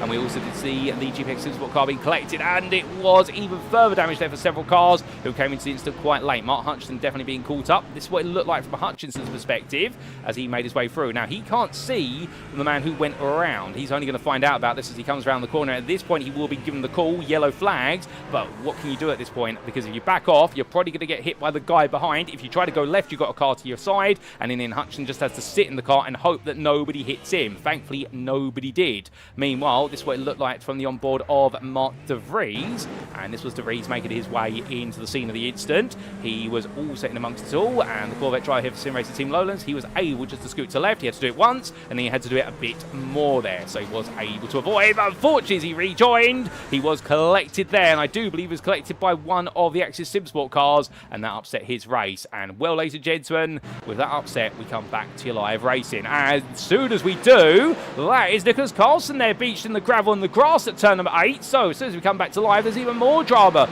The Beowulf Racing Team driver going on around, and well, for the Swedish driver, that's all got a bit wrong, and I suspect there's been a bit of contact with him that's helped him on that adventure. We'll try and get a replay of that when we can, as we do say hello there to Ben Massey, who's all set to tune into race. He's got food with him, and well, I'm jealous. I hope you enjoyed your food, good sir, and I hope you're well, Ben. And we also do say hello there to none other than AV Designs, or Ashley Brook Designs, and also to Matt Watkins as well, who's enjoying the racing. And we also say hello there to none other than Samuel Clark, who says no good deed goes unpunished, and don't, mate, absolutely raging right now, he says. So it's all got a bit wrong for Clark, and understandably, well, he'll definitely want to cool down at the moment. And of course, that's the one thing as a driver, whilst the race itself may not quote-unquote be real, the feelings that you go through and the time you spend practicing for it are definitely real. But right now, let's get real here, because we do have none other than Tseard Ploeg and Fotis Katios side by side. Katios the aggressor, meanwhile Ploeg the defender, and the Inter-Racing team driver there opting to stay on the outside from the hairpin in towards turn number 2. But the problem he's got right now is he's got arguably one of the strongest overtaking drivers behind him. However, there is a weakness to Fotis Katios. That weakness, simply put, is you've just got to stay ahead of him for the first half of the race. If you do, he normally, and this is no discredit to him, it's how he drives, he normally does wear the tyres down the opening 30 minutes to the point whereby he then starts to drop off. We have seen that in previous rounds, and a lot of drivers do know it, but of course it is the threat. When he is there behind you, he really is occupant of the Ayrton Senna of this grid, in the fact that if he can find a way past you, he will. He is that quick in the early stage of the race, and Tseard Ploeg right now definitely tried to hold on here, but he joined one of his best performances so far this season, and long may it continue. Albeit we won't praise him too highly, because we don't want to give him the commentator's curse, which is most certainly real. But coming on out and heading upwards in towards what will be now turns 9 and 10, all the way up the hill, we can see here no change at the moment, although Katios close, but not close enough. Meanwhile, looking close here, that's Carl Roy. There's contact between himself and Matthew Jordan coming through the S's. And, well, that's going to be a difficult one to call there. And what it will be is that Danny Phillips, Emma Haslar and Tim Modi will gain the place overall, albeit Phillips and Haslar have got their own battle to think about here for 10th place in the elite class. We do show those class standings. And, well, we'll get a replay of the Jordan Roy incident very shortly, after we do get that replay, of course, of what happened to Nicholas Carlson. So there's a few moments we need to talk about. But as we do say hello there to none other than you Uber, who is Michael Abasek, who you'll see on the GTE grid on Fridays. Good evening to you, matey. I hope you do well. And, well, as we do see Danny Phillips making his way up the hill, well, right now keeping Emma Haslar behind him just about. Well, in fact, Emma Haslar decides to duck into the pit lane. So he wants out of this. He doesn't want to play the game of strategy anymore. No black flag for him, so this is a strategic pit stop, albeit he's going very early for it, but perhaps the amount of fuel they need to take here today is rather minor. Alternatively, he feels as though he can perhaps save the fuel in order to be able to get the job done. We'll have to wait and see. But meanwhile, David Hutchinson here almost being pushed along by Matthew Jordan, who's trying to recover. And the Exorcism for ex-driver here holding that outside. And with Jordan going up the inside, but it's not going to work there. The Mustang just a little bit strong on the brakes this time in the case for Hutchinson. And Jordan has to wait behind for a little bit longer. But we're not going to wait any longer to see how this battle plays out, because we're going to stay with it for a bit longer as the privateer here continues to try and push his way on through. The number 86 driver Jordan we ride on board with. The problem he's got is the fact that Ford Mustang is so quick on corner exits. The Ferrari, of course, very nimble through the corners, but it is held back a bit by straight line speed. But Jordan here looking up the inside, but into turn number 6. On an inside line, that's going to be a much earlier braking zone by comparison. You normally have to brake about 20 to 30 metres earlier in order to make the same corner apex. So therefore, Hutchinson just holding his lines. Meanwhile, the 6-cylinder turbo-powered machinery of Jordan's Ferrari tries to find a way past an naturally aspirated V8. But the problem is right now, it's the Mustang that's got the advantage here. It's got track position, and also it's got all the acceleration zones to work with as Jordan pushes his way up the hill and into the Schumacher S's. Now, one thing he can consider trying to do here, given that Haslar pitted, of course, is think about trying to go for an undercut strategy. He's got nothing to lose, theoretically, at this point. If he feels though the fuel window is open, and he's already been relegated down the field and he's got a lot of pace available to him, if he was to pit, it would put him towards the very back of the overall field. It might give him track position, so that's got to be a thought that's going through his mind right now. But indeed, he's not quite able to get any closer there, and we do leave that on board. But with that, we leave the present time, we head back in time, and we take a look back at what exactly happened to Nicholas Carlson. So this was Carlson running behind Matthew Jordan at that time. Kyle Roy looking at the inside here into braking. Roy went in and a tiny tap there, but such a pronounced tap when they're coming down from the best part of 140 miles an hour to about 75 miles an hour. And Nicholas Carlson being turned there by the gentlest of taps from Kyle Roy. And well, not for this to become the Pick on Kyle Roy show, but he was at the heart of the Matthew Jordan incident. And here it is, ladies and gentlemen. So they made the way up the hill. Can we get a better camera angle of this? Roy looks one way, then the other.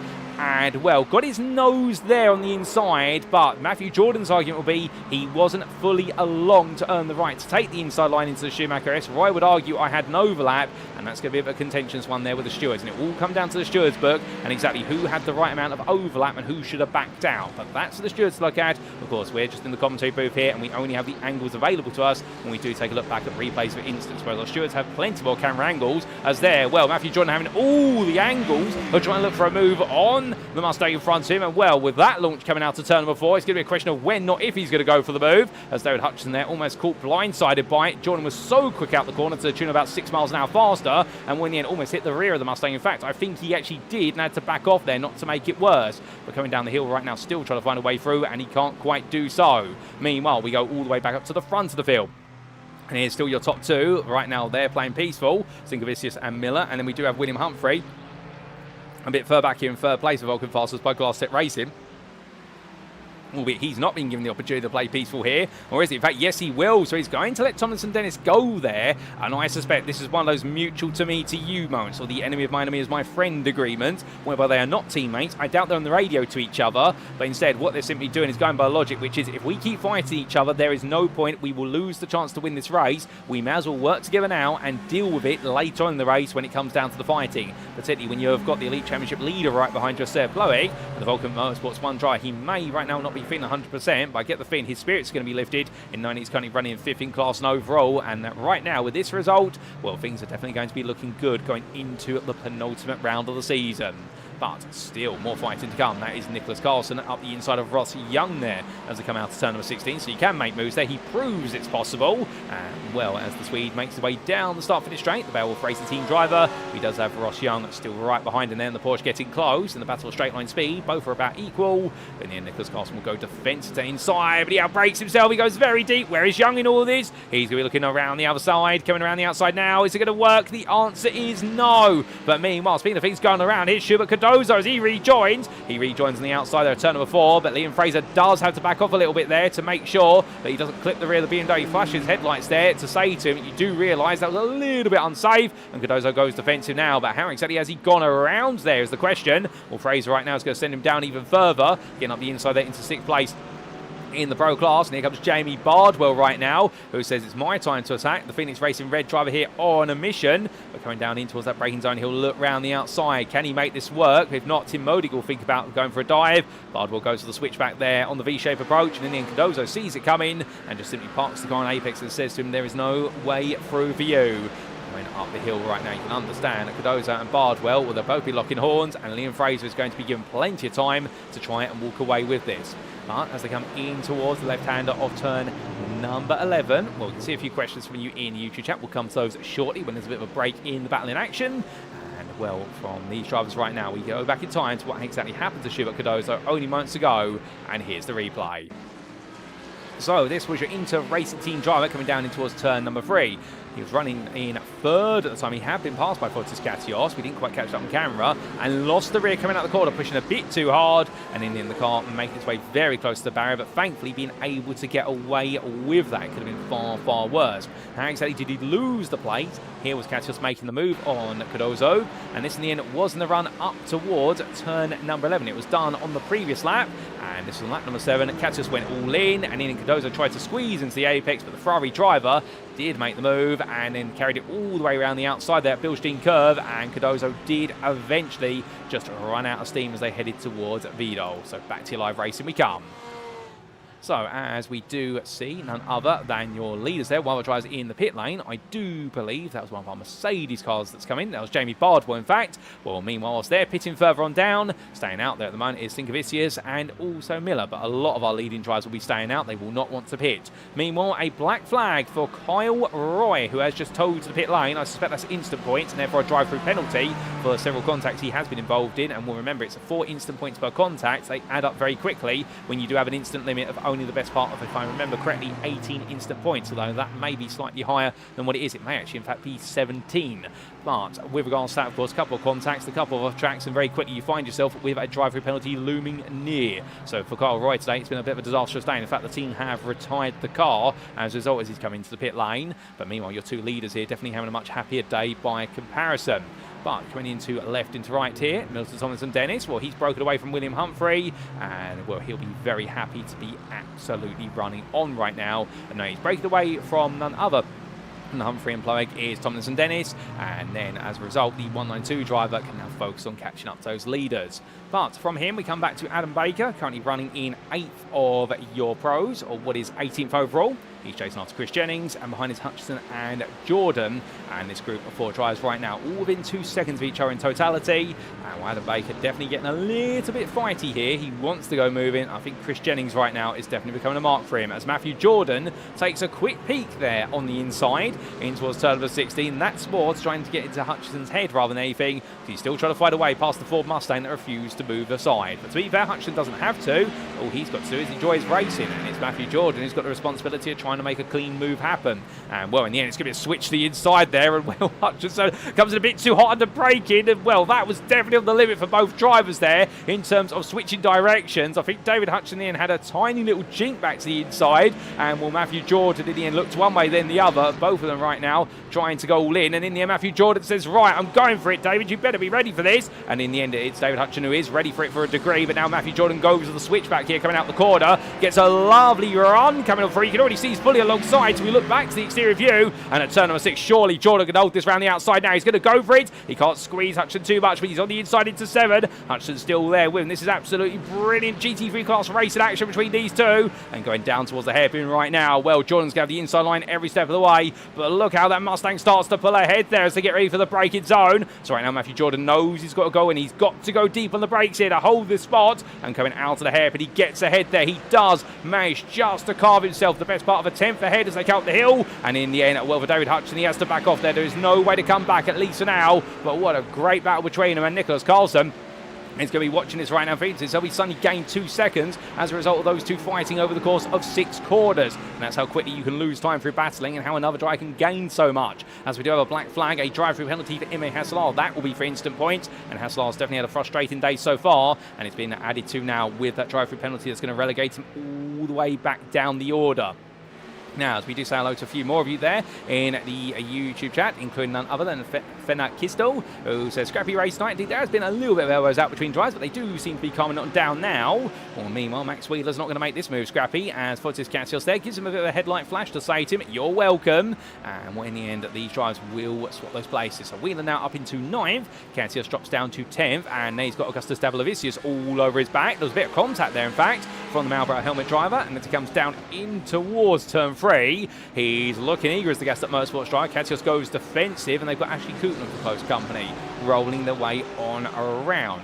But there's a number 29 driver because he flashes headlights, and we've seen Davilavicius flash his headlights previously, and we're coming down in towards turn number 6. I think he's trying to give him the signal, which he's there, and he's trying to distract as much as possible. And well, right now, understanding Fotis Cassius has been keeping his eyes forward rather than backwards. Ashley Cooten all over the back of this as well, and thinking to himself, right, I need to pick my way past these pros, because then I can go after the elites of Wheeler, Kenyon and Nickerson, who are not too far up the road. As in the end, Cooten gets a really good run there into the corner, because of the fact that Catsios is practically dragging the car out of the corner. We look back for the rear of the Greek driver's Ferrari, and going through the Schumacher S right now. This is not comfortable viewing. And for the Split Track Esports team, their driver under a lot of pressure here, but to be fair, he's keeping his head down, not making mistakes. As in the end, well, you can see Davilavicius, the confidence he has under braking in that Porsche 992. We know it's got some of the strongest brakes in the class, but Davilavicius is just able to massage those brakes into the point where as he trail brakes, he can change those directions very quickly. And we'll understand we testing the waters by doing that to see how well he can dive for a braking zone, whether he can go for essentially being in the racing line to diving up the inside as late as possible on the brakes. But of course, that's risky when you do that, because it relies on the driver in front of you not being committed to cutting across you when you do go for the move, and the later you do it, well, understandably the guy in front will eventually be needing to turn in for the corner. So if you go for it and get it right, it looks absolutely brilliant. If you go for it and you get it wrong, well, the stewards room will definitely be calling your name, and they will be throwing the book of stewarding at you very quickly. But as Chris Jennings and Adam Baker continue to keep eyes on one another right now as they fight over 7th place in the pro class, well, making their way onto the next lap. These two have been together for some time. Nick Stubb, meanwhile, we haven't really talked about Mr. Stubby too much, as he is known to some of his big fans out there. One of the Vulcan fastest by Glass Tech racing driver right now in the number 69.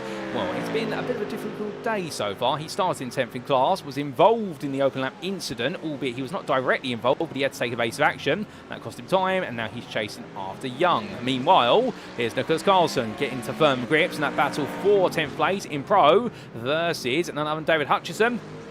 And in the end, on the inside in towards turn number 3, switching back towards 4, and Carlson gains another place here and making amends after his contact with Kyle Roy down at the turn 8 hairpin earlier on. But right now, your number 8 driver definitely making amends for his challenges and therefore hoping to pick up a few more points. But as we get closer towards the halfway point of this race, of course, pit stops now will become an increasing theme of formality. We do bring up the pit stop gauge on the left-hand side of your screen on the time tower, and you'll notice right now the driver who has taken a pit stop, and the first to have done so, which is their strategic pit stop, I should clarify, is not Mike Barber. He had to pit as a result of the damage picked up on the opening lap. It is Jamie Bardwell, who is currently the highest placed driver who has completed his strategy. And the Phoenix Racing red driver, will understandably now bring Tim Modig with him. We'll be hoping that he's made the right call and he can gain a load of places. I don't think this is going to be a pit stop that's going to give him the win of the race, but it definitely will gain him plenty of time if he can keep it all together as he brings Modig, and also, I do believe Philip Katonen, who is a lap down there due to the open lap incident, he can bring them along with him. As they make the way up the hill, these drivers right now definitely know they've got to commit to their strategy. They've gone in for it, and therefore now they've got to hope it all pays off. Meanwhile, we have had a change of leader. In fact, we have had Benedictus Sigavicius drop down 2 places due to a slowdown penalty that he had to serve as a result of track limits at the Vidal chicane. So the 188 driver has lost out versus Miller and Tomlinson Dennis, and now he's got William Humphrey 1.2 seconds behind. But of course, Humphrey's got a problem, which is that Tseard Ploeg, the accurate driver, is hot on his heels here, and that's the one saving grace that Sigavicius has, in the fact that his teammates right now is keeping the Aston Martin 198 honest as they get closer and closer towards midway distance. But rolling the way on through, Reece Saunders behind, the pro leader at this point, looking absolutely untouchable. And for him, what he's got to do at this point is make sure he doesn't make any mistakes. And if so, he'll be cruising to another class win, and that championship crown will be inching a little bit closer. In fact, to the point where he could, in theory, wrap it up with a round to spare in a week's time in round number 9 at Mazzano. Albeit, I would not want to say anybody's going to wrap proceedings up there at Mazzano, because the last time we went to Mazzano with wet weather, well, many of you will remember all those seasons ago, it was chaos, it was carnage, it was perhaps one of the most spectacular times we've ever been to a circuit in wet weather conditions. Indeed, absolutely unpredictable. A good chaos and carnage, I should say. As meanwhile, that's a good pass there from Ashley Coupland to get ahead of Doublevicius, going on through the Schumacher S, and the Relentless Racing driver makes that ground. And he's going to make it stick there for 11th place overall, passing the pro. And now the Relentless Racing driver has to go chasing after Fortis Katios. Doublevicius, I think, might have other ideas about this as we ride on board from the Screaming Flat 6 Porsche. And we're coming through turn number 13. He's close here. Now, is he going to go for the move? Now, Coupland does go defensively. Doublevicius does want to come back at this. He's going to go for it. And in the end, they will swap the places. But he overextends. And in the end, tries to bring himself back with track limits. And, well, it does lead to a touch there between himself and Coupland. And Ashley Coupland right now dives back up the inside immediately here. So both drivers right now have got the bit between their teeth. And this is brewing up a little bit. But I do wonder exactly whether both drivers will be looking back at this afterwards and think to themselves, do they need to fight this hard? Well, flash the headlights there for Coupland. He's not too happy about this. This has cost them time. They have just lost almost 1.6 seconds to Katios up the road just from that scrap alone. Coupland up the inside this time. Doublevicius goes to the switchback there, taps the rear of his rival, and these two right now going up the hill towards turn number 2. Coupland getting his elbows out there and saying to him, can you politely not? And meanwhile, I don't think Doublevicius wants to say no. I think he says, yes, I'm going to go for it again, as instead Coupland parks it up on the apex there, and right now is absolutely dragging the car through the corners and saying to the driver behind him, well, if you want it, let's go for it. Meanwhile, speaking of let's go for a move, well, Adam Baker is actually going for one here on Matthew Jordan, or is it Matthew Jordan making the move on him? In fact, it's Matthew Jordan making an overtake here, or trying to do so. They've been side by side all the way through the Mercedes arena, and now coming out of it, well, it's going to be Jordan who gets ahead there. Lovely end to the pass. In fact, just squeezing ahead of Adam Baker, literally by a fraction. And now coming in towards turn number 6, he'll commit that move, he'll get it done, and definitely that was a tight one, but those are the best ones. Nicholas Carlson meanwhile catches up to the pair now, and he's looking to try and take 9th there for Baker as quickly as he can.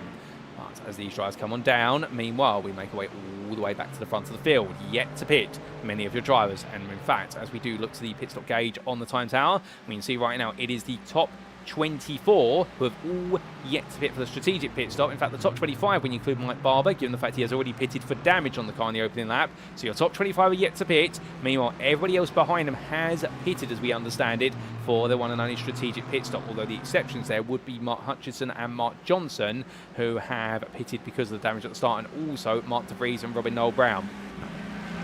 So there are a few anomalies further on down, but meanwhile, those who carry on, well, they know the fuel tank can only go so far, but given the fact we have seen a couple of drivers come in very early, we do wonder how long they can take the fuel tank. Can they go around 45, 46 minutes? Because that's when we did see the amount of minutes remaining in the race. That's when we did see our first drivers come into the pit, and it was Jamie Bardwell who was the one who really triggered off the pit stops, as did Wesley Van Rens. In fact, he was the earliest to pit on lap number 9 was Van Rens, so 9 places was banned for a racing. Could be an indicator. But as these drivers make their way on through, we do say hello there to Jordan B1067, who cheers on MTD. That'd be Milton Thomas and Dennis. Here he is. And the World of Racing STR Esports driver having a much happier day right now. These are the rounds that you wanted earlier in the season, but at least now it's definitely coming to him, albeit it's going a bit later in the day than he would have liked. But to be fair, better late than never. As meanwhile, we're not going to be late in catching this. That was a poor run coming out to turn number 7 for Humphrey. And Ploeg going for the move around the outside. The accurate driver, he's going to risk it.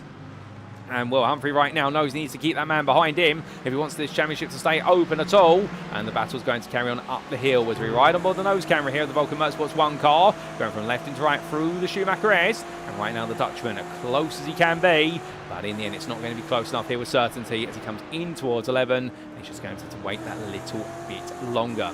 Frank Bueston comes into the pit lane as I look out my Conte booth window, so he's coming in from none other than 25th place for his one and only pit stops. That's another name that's going to add its name to the list of strategy complete. But Tseard Ploeg, who we're right on board with right now, well, he could choose the pit. This might be the time to do it, albeit he's got to be worried about what he comes out into when he leaves the pit. As they make their way in towards left and to right, it's so close under the concertina effect. And in the end, will any of these drivers duck into the pit lane? The answer is no. They all stay out, and Ploeg right now will very aggressive down corner entry. And I think trying to abuse the nature of the car, mid-engine rear-wheel drive drivetrain, with the weight behind the driver, you can be more aggressive at corner entry. Normally you want to open up the corner for a late apex as much as possible, but sitting in front-engine rear-wheel drive. But in mid-engine rear-wheel drive, you can really point the car at the apex if you're confident with your braking ability, and now you can shift the weight of the car around under braking. Up in towards turn number 2, looking on the inside of Humphrey there. It's not going to work this time, but definitely right now that confidence is building, and the Vulcan Motorsports 1 Acura is not too far away from potentially it's side by side. But as they come on through the Mercedes arena, you can see Reece Saunders there, the pro leader. He's been caught up to by Ryan Nickerson, albeit understandably, if Nickerson gets too close, I suspect he'll just simply back off there, particularly when he does have a grandiose gap to the best part of 10 seconds over Fotis Katios, the driver he needs to be worried about, the second place pro driver. 10 seconds is a long time a day, and even on the strategy, that won't be easy to overcome. So therefore, he has bought himself a safety net with the impressive start to his race. But coming down the hill, well, there's going to be nothing between these drivers as we do look back to Nicholas Carlson, still trying to find his way past Adam Baker.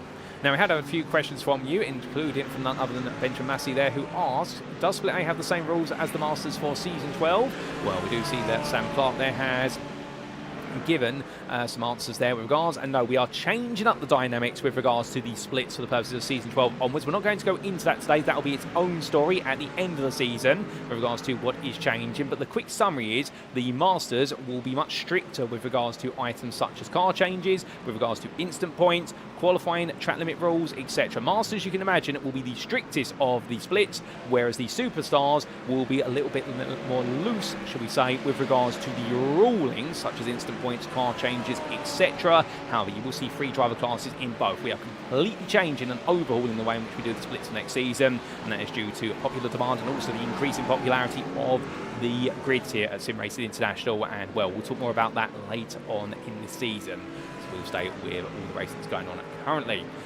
As everybody right now still not wanting to wilt to the pit lane, well, we also do see there's some questions with regards to the weather, and I do believe we try to mirror where's the official weather where possible, albeit if we are going to have mixed weather conditions round, we normally do introduce an actual forecasted timeline rather than just base it off of the risk of rain.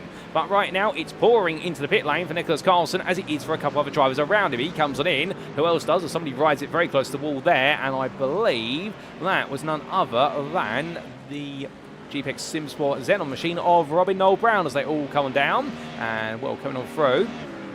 making their way on in. We do see Nicholas Carlson coming in there very nicely. And the question being asked there with regards to 60-car fields for GT3s, we have 60-car splits, but there are 120 sign-ups to this series, such as here, where we do have a maximum of 60 drivers in each split, but there are 120 spaces to be on the grid, and that creates the 2 splits there, 120 divided by 2. You get 60, and then we split that into 3 classes in each lobby. As of next season, 2 classes for the purposes of this season. But as more strategy plays out, with Matthew Jordan still in the pit lane being serviced, I think the car's being looked at. In fact, Jordan, as he's stalled coming out the pit lane, or in fact, he's had a very long pit stop. He's had double the length of anybody else, and I think the Gassed Up Motorsports Privateer right now making his way along. I think they've changed all 4 tyres on the car. That might be a tactical call there. Alternatively, somebody's got it wrong down the pit lane on strategy, and the 86 driver comes on out, and when he comes out behind Nathan Anstis, who has already pitted, so Matthew Jordan, well, coming out here, something has not gone right at all, and well, now he's got to pick everything back up here, but picking up the pieces at this point in the race with 23 minutes to go, that is going to be incredibly demoralising if there's been a mistake in the pit stop strategy. If it has been that he's decided to go for a fresh set of tyres because his previous tyres were absolutely knackered, well, so be it. He's going to have to do that. But if it was a mistake and the team have put a fresh set of tyres on, because that pit stop time does suggest a fresh set of tyres for Matthew Jordan, it's not worked out at all.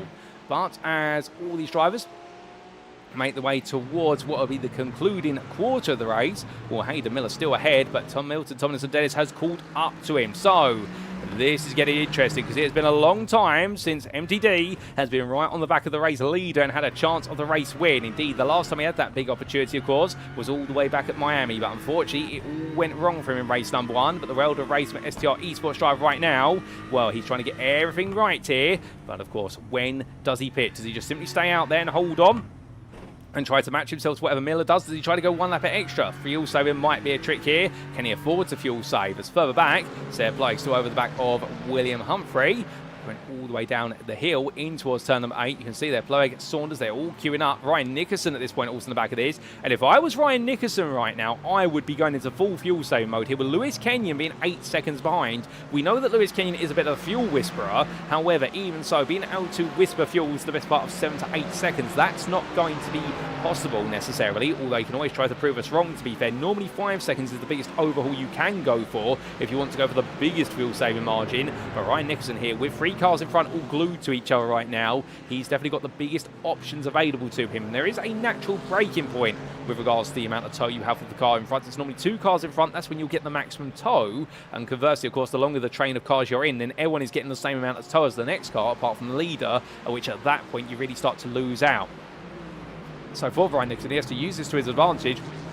You think, right, either I duck to the pit, get myself out of the dirt here and get myself onto clear track if I can find it, if the team can put me in it, or alternatively, I just stay with myself to the back of this group, perhaps put a bit of pressure on Reece Saunders to get him to move forward the pro leader or to let him go. I suspect if Reece did see that Nickerson was getting a little bit fighty behind him, then understandably he would perhaps let it go because it's not really worth his while fighting for overall position. And Reece is normally quite sensible when it comes to that. But meanwhile, well, there's going to be a move out the inside, makes sense of that, says Tseard Ploeg, and William Humphrey says 2 can play that game as he's going to hold the inside out to turn number 2. So Ploeg goes all in, and Humphrey comes back at him, but he runs a bit deep on the corner, and Ploeg goes back to the inside. Humphrey then just overcooks it slightly, and suddenly the Acura does get ahead. As they make the way out to the corner, we look back from the rear of the 172, and up into full place goes Tseard Ploeg. But of course, he's had to work hard to get this done. Now, how much fuel has he saved in the process here? Will it all be just posturing, and will it come down to what happens in the pit lane? But Ploeg gets it done there, went for the move late in towards turn 1. Humphrey saw it coming, and in the end, they went for the battle, and the Acura driver has made the magic come on through.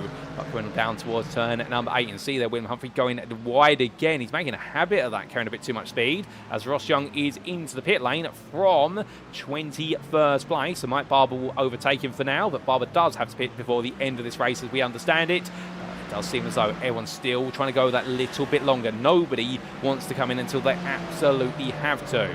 That includes Ashley Coupland.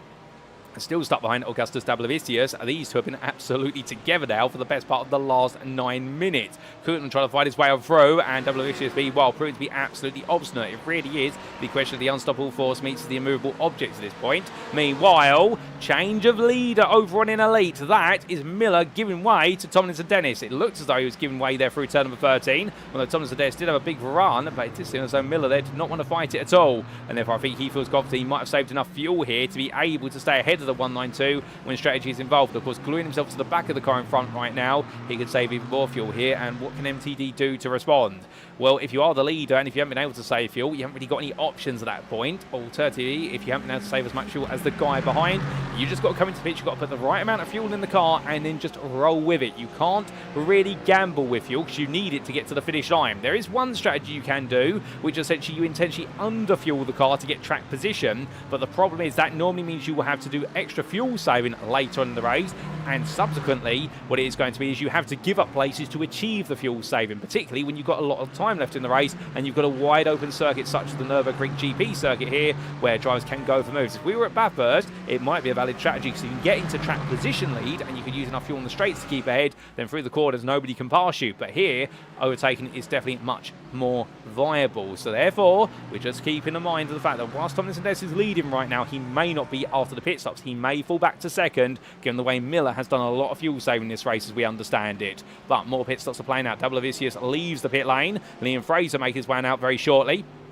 Pit limiter on here for the Moonshiners Racing Club driver, although he's very eager to get it switched off. They all are. It literally is that one button that your thumb hovers over constantly. You get a little twitch in your thumb, or at least I do, whenever I used to go racing, albeit it's been years since I've gone racing on the simulator. But I'll tell you one thing, Liam Fraser right now, as soon as he can get off that limiter, he will, and he'll be saying, right, let's go. We've got another 18 minutes to go in this one. David Hutchison, well, here's the battle of Ford Mustangs. It's going to be horse-on-horse action for the US of A, because we can see here the Scotsman right now trying to keep the Dutchman a stub behind him. These two have yet to pit. They are towards the bottom end of those who have not pitted. So whilst they are fighting for 7th on the road in the Pro class, or 17th overall, we suspect this is more actually a fight for a spot inside the top 10, or the back end of the Pro top 10, rather than in the midst of it. As they do have, of course, not too much of a gap to Davlavicius, and Stubb was trying to look for a bit of a move there, but couldn't quite make it happen.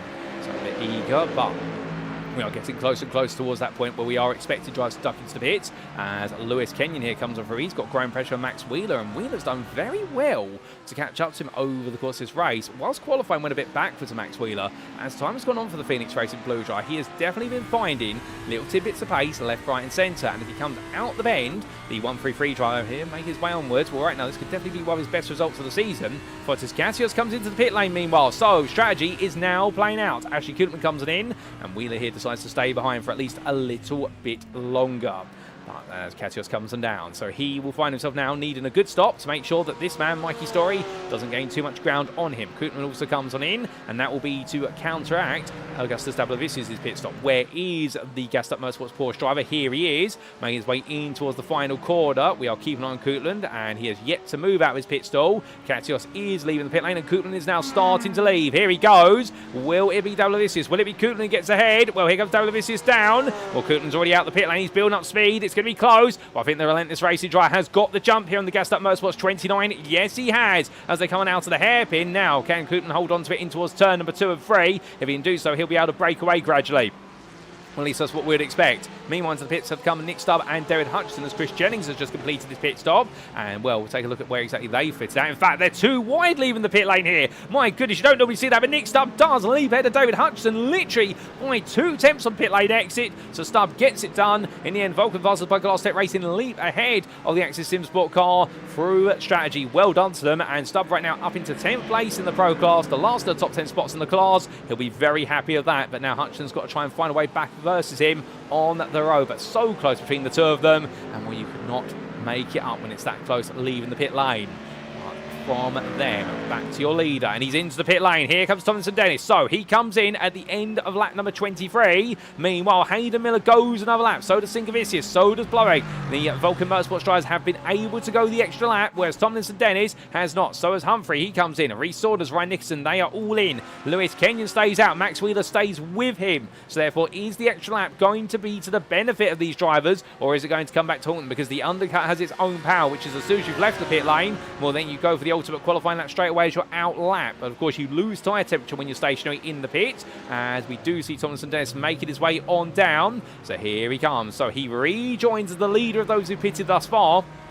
And behind him, there's Rhys Saunders, who's made the jump on William Humphrey. So Humphrey, in fact, has had to spend an extra 2-second station in the pit lane. Mikey Story comes on through, albeit he is yet to pitch, we should point out. So therefore, Story cannot threaten Saunders on strategy as much as he'd like to on the circuit. And, well, William Humphrey is the biggest loser of these pit stops. He's dropped behind Saunders to the tune of almost 2 seconds. He's had a much longer pit stop by comparison. And I suspect that's been to put the fuel in the car there that he's needed, given the fact he's been pushing so hard in the early stages. Ryan Nixon still with him to 1.3 seconds behind. But now for Milton Tomlinson Dennis, this has got to be a huge lap from him here. He needs to throw everything he's got at this lap, because if he doesn't, he could lose out versus Miller. And if Miller is able to come out 2 seconds ahead, it could be the race is all said and done, unless Tomlinson Dennis has an ability to close that gap down, and then we could be on course for an absolutely thrilling fight all the way to the finish. We do have a yellow flag for Jamie Bardwell. That's an automated slowdown, which he has served, but he drops him behind Liam Fraser off camera. But meanwhile, will we see our lead group, our top 5, come into the bits at the end of this lap? Surely they've got to come in soon. Sometimes they go 1 or 2 extra laps. In this case, it should be the 1 lap we would predict, so they can go an extra 2. But that's going to be an absolutely huge amount of saving that's been done.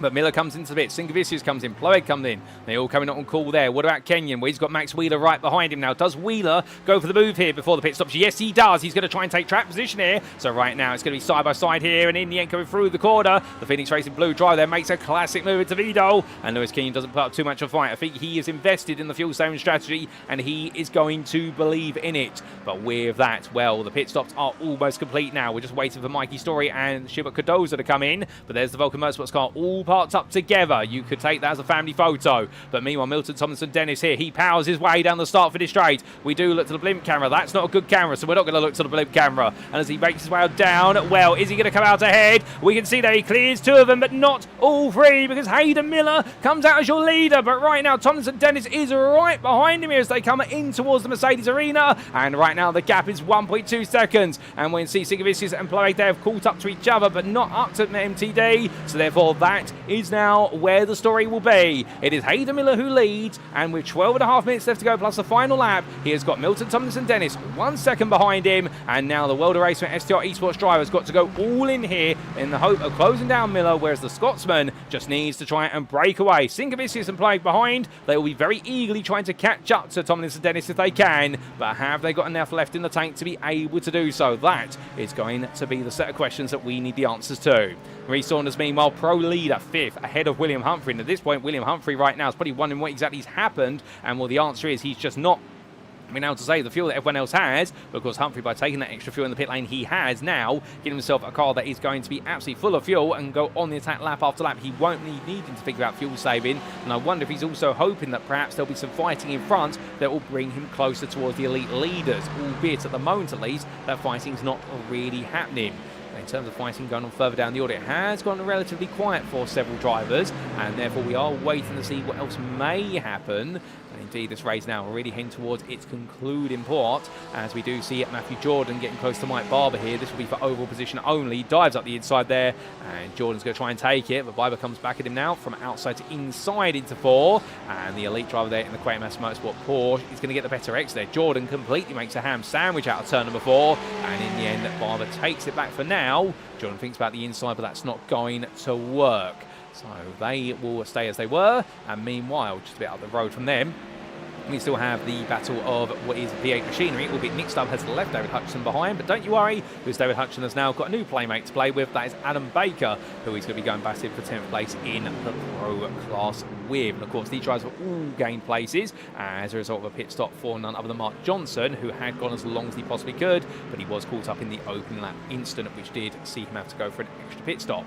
But for these drivers riding around through, well, right now for Hutchinson in particular, it's all about just not making any mistakes and not letting Baker get too close. Because for David Hutchinson, it's definitely been a bit of a downhill day today, whereby as soon as a small mistake happens, he has been very vulnerable. But he's also enjoyed some brilliant battling between with Nick Stubb. To the front of the field then, because this is where the closest fighting is, and with it, of course, the fight for the elite and overall win sits. Hayden Miller, gap now 9 tenths a second. It has come down by 2 tenths on the previous lap to Tomlinson Dennis, who is scurrying after this as quickly as he can. And meanwhile, Benedictus Sinkevicius behind, gap is 2 seconds. The Lamborghini driver is not doing enough as he takes a bit of gravel there coming out of the Goodyear hairpin. Well, Sinkovicius is right now pushing hard to close this man down to try and help his teammate out at the lead of the race. But understandably, it's not coming together as it's a purple middle sector for Hayden Miller. So Miller is pushing. He is trying to respond here, but Tomlinson Dennis is practically matching him quarter to quarter and coming out right now. But it was a tenth of the difference there in the middle sector between the two in the favour of Miller. But I would understand if it's going to be very similar now as they make the way up towards Vidal. In the fact these two drivers so close on pace, and both in the same car, albeit they may have slightly different setups in the car to suit the driver preferences. Now they feel the car needs to be set up for the purposes of the circuit. Well, that's what the importance of an open setup series is, of course. It comes down to the driver and how they set up the car to work with the circuit. But it's always a setup of their choosing. But we can see the gap then opens up coming across that line. It opens to 1.2 seconds, so it's not the best final sector either from Tomlinson Dennis. And whilst there's a distant draft there between the leader and the second place car, well, Tomlinson Dennis struggling at the end of that lap, and in fact 2 tenths gained by Sinkovicius. So hold on a second, ladies and gents, because Vulcan Motorsports here, they may have an opportunity to close the delta and perhaps turn this into a three-way fight for what will be that second place spot, and perhaps even get all 3 cars on the podium. I could understand if MTD there will have something to say about that one. I'm sure many of MTD's fans in the YouTube chat, I can see a few of you there, all right now definitely hoping that this man is able to find a way to steer clear of the danger behind and go hunting and be the danger for the win. But behind, we do see here Ashley Coulton and Augustus Dablavicius. Well, these two different classes, and in the end, well, it's going to be Coulton goes very deep there at 1, and in the end, Dablavicius goes up the inside, it's the outside. Coulton then gives him a little bit of a nudge on the rear quarter panel and says to him, do you mind? And well, in the end, I think Ashley Coulton wanting the place back, but Dablavicius wants to get on through. He wants to chase after Fortis Katios, bearing in mind, of course, that right now Katios is only 3.5 seconds up the road, and well, he's in second in the pro class, and Dablavicius would like the place back. Well, we can see that right now for the number 29 driver, as close as he gets to Coulton, Coulton is not playing ball here. And I think the battle between these two earlier on in the race, whilst they're not going to gain anything as a result of fighting each other, I think it's just caused a little bit of red mist to fall between these drivers. Not saying that the racing hasn't been perfect, it's actually been quite great between the two, but understandably, I think tempers are slightly frayed. But meanwhile, Lewis Kenyon, he rejoins the racing coming out to turn 8. Something's gone very wrong there for the Vulcan Motorsports 2 driver, and that's going to be Katios right behind, and this does not help out the number 90 Ferrari, catching the Porsche right on the entry to the Schumacher S's. He's now going to clear it potentially in towards turn number 11, but is this going to cost him some time here potentially? We'll have to see as they come through 11 into 12, and right now Katios caught behind at least for now. But all at the back of Kenyon like a bad rash. And if that's not saying to Lewis Kenyon, I need you to hurry up, please. I don't know what is at this point. As Coulton already seen the gap between himself and Katios slashed from what was almost 4 seconds down to 2.6. So that's the damage that's been done there, as Dablavicius right now, I think, has decided to play peaceful for at least a lap and just stay behind the British driver, respecting the fact that right now they are gaining on Katios, and therefore there might be some value in working together. But we take a quick look back in time to see what exactly happened to Lewis Kenyon, and here we go.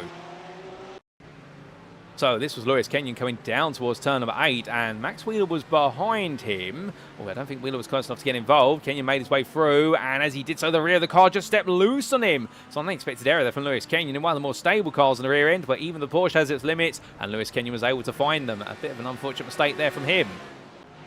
But we come on back, and as we do, Coupland and Dablavicius still together. Gap to Katios now 2 seconds, so that gap has been brought down by another half a second at the end of the lap. Dablavicius is now on the attack once again. As soon as he gets close enough, he goes for it, but power oversteer there at turn number 3, and in the end, the rear of the car completely slides loose on it, but now he's going to try and cut back here onto the outside of turn number 6. You couldn't make this up. It's brilliant racing between them, even if it's not worth any points. There's a bit of pride on the line here right now between these two for 11th place. And Fortis Katios, he's going to look at his relative, his black box inside the car, and see that suddenly Dablavicius is nowhere near close anymore because he's busy fighting with Coupland. But still, that's the way they're playing it, and so be it, they say. But from them back to the very front, here is Miller. Here's Tomlinson Dennis, your 2 leaders. Gap to Sinkovicius now 2.3 seconds. That gap is going in the wrong direction if Vulcan Motorsports wants to help their leader out. So this is going to come down to what will be these two and the very end. But which of these two is going to be the one who takes that win? Well, both have not had a win in a long time. There's been a drought for both with regards to performances this season, particularly on the right-hand side of the middle point of the season. And right now, well, 5 minutes left on the clock. They go on to lap number 29. There will be this one plus another 2 to go. We will get a grand total of 31 laps here today, and Hayden Miller knowing right now that victory is not too far away, but he's got to hold on just for that little bit longer. in terms of the points that are scored between drivers, as we just lose Tomlinson Dennis there for a brief moment. Surely we're not going to lose him right at this point in the race, ladies and gentlemen. Oh, goodness me, what on earth has happened there to Milton Tomlinson Dennis? He's fallen behind Singavicius and Ploeg. Just Sonny there losing out, and well, we haven't actually seen anything to show you what happened. He did blink out there, or in other words, have a bit of an intermittent connection. Shaking the front of the car. I wonder, we'll try to get a replay of that, but I wonder whether we've had the proverbial clock smash. So this was Singavicius coming on through. Where was Tomlinson Dennis at this point in time? Well, he was nowhere to be seen. So they've made the way out the hill and took the places, and then very shortly there is Tomlinson Dennis just rematerialising. So the 192 driver here, you couldn't make up the bad luck for him, so close in the end, and he's just lost that, and he's just come back into full place there. And well, that's not just a typical what would be a internet connectivity blink as such. It's a discontinuity, and well, that discontinuity there has cost him. And well, I can see the heart rate there for so many of you in the YouTube chat, including none other than Leon Sealims and also Maris Hibmer. And well, right now you've got to feel for the 192 driver here. This is not the way we wanted to see it end. We wanted to see him have a classic battle with Hayden Miller, and well, right now it's not gone that way at all, but he's got to hold on here, hold on to fourth, and indeed hope that nothing goes wrong anymore as he comes up in towards turns 14 and 15. But as he does so, what else has happened elsewhere? Well, we can tell you that Nicholas Carlson has found his way past David Hutchinson once again. He's now back into 9th place in the Pro Class. He's made some good progress as Hutchinson tries to follow him, and in terms of how they swap the places around, here's the replay. So this was coming down the start-finish straight, and well, Carlson was on a mission to catch up, and in the end, he did catch up to his target man, and then the Lamborghini driver looked to the inside here, and Hutchinson didn't really offer a defence. I think David Hutchinson at this point, perhaps struggling on tyre life, and perhaps thinking to himself, actually, it's probably better if I just try to hold on for a spot inside the Pro top 10 rather than fight it. But we come back, and as we do, 3 laps has gone to 2. We're not too far away from seeing the checker flag. And as we look to Danny Phillips, and well, the number 191 driver has got the company of Mikey Story, his teammate behind him. The Dexterous Motorsports drivers here will not want to tread on each other's toes as such. They just want to simply stay out of trouble here and see this one home. They're both also in different classes, with Phillips being 10th in Elite at the moment versus Story being 4th in Pro. So therefore, the only value would be here is if Story feels as though Shibut Cardozo is getting too close, of which we might see a swap, as we do see Adam Baker making his way out the pit lane after an instant, and well, he steps aside there under blue flags and lets everyone go on past. But Phillips there in the end of swapping the place with Story. So now his game plan will be to act as a little bit of a roadblock to Shibut Cardozo and Liam Fraser, just to buy Story some time. Although I suspect he won't fight it too hard, because otherwise, of course, there could be some question marks raised as to the battle. But the same side of the coin would be that if you can just hold Cardozo up for the best part of a couple of corners, perhaps, then he will, of course, buy Story a couple of attempts, perhaps even a second, and that would be enough to keep his teammates safe to the remainder, with the fact they've gone on to the penultimate lap. And that's always one way you can play it, of course. You don't have to be the biggest blocker, you just simply need to be a bit of an inconvenience on the way. But as our drivers make their way down towards turn number 8, well, we look back to your lead man. And here we can see Hayden Miller right now, 1.4 seconds clear of Benedictus Singavicius.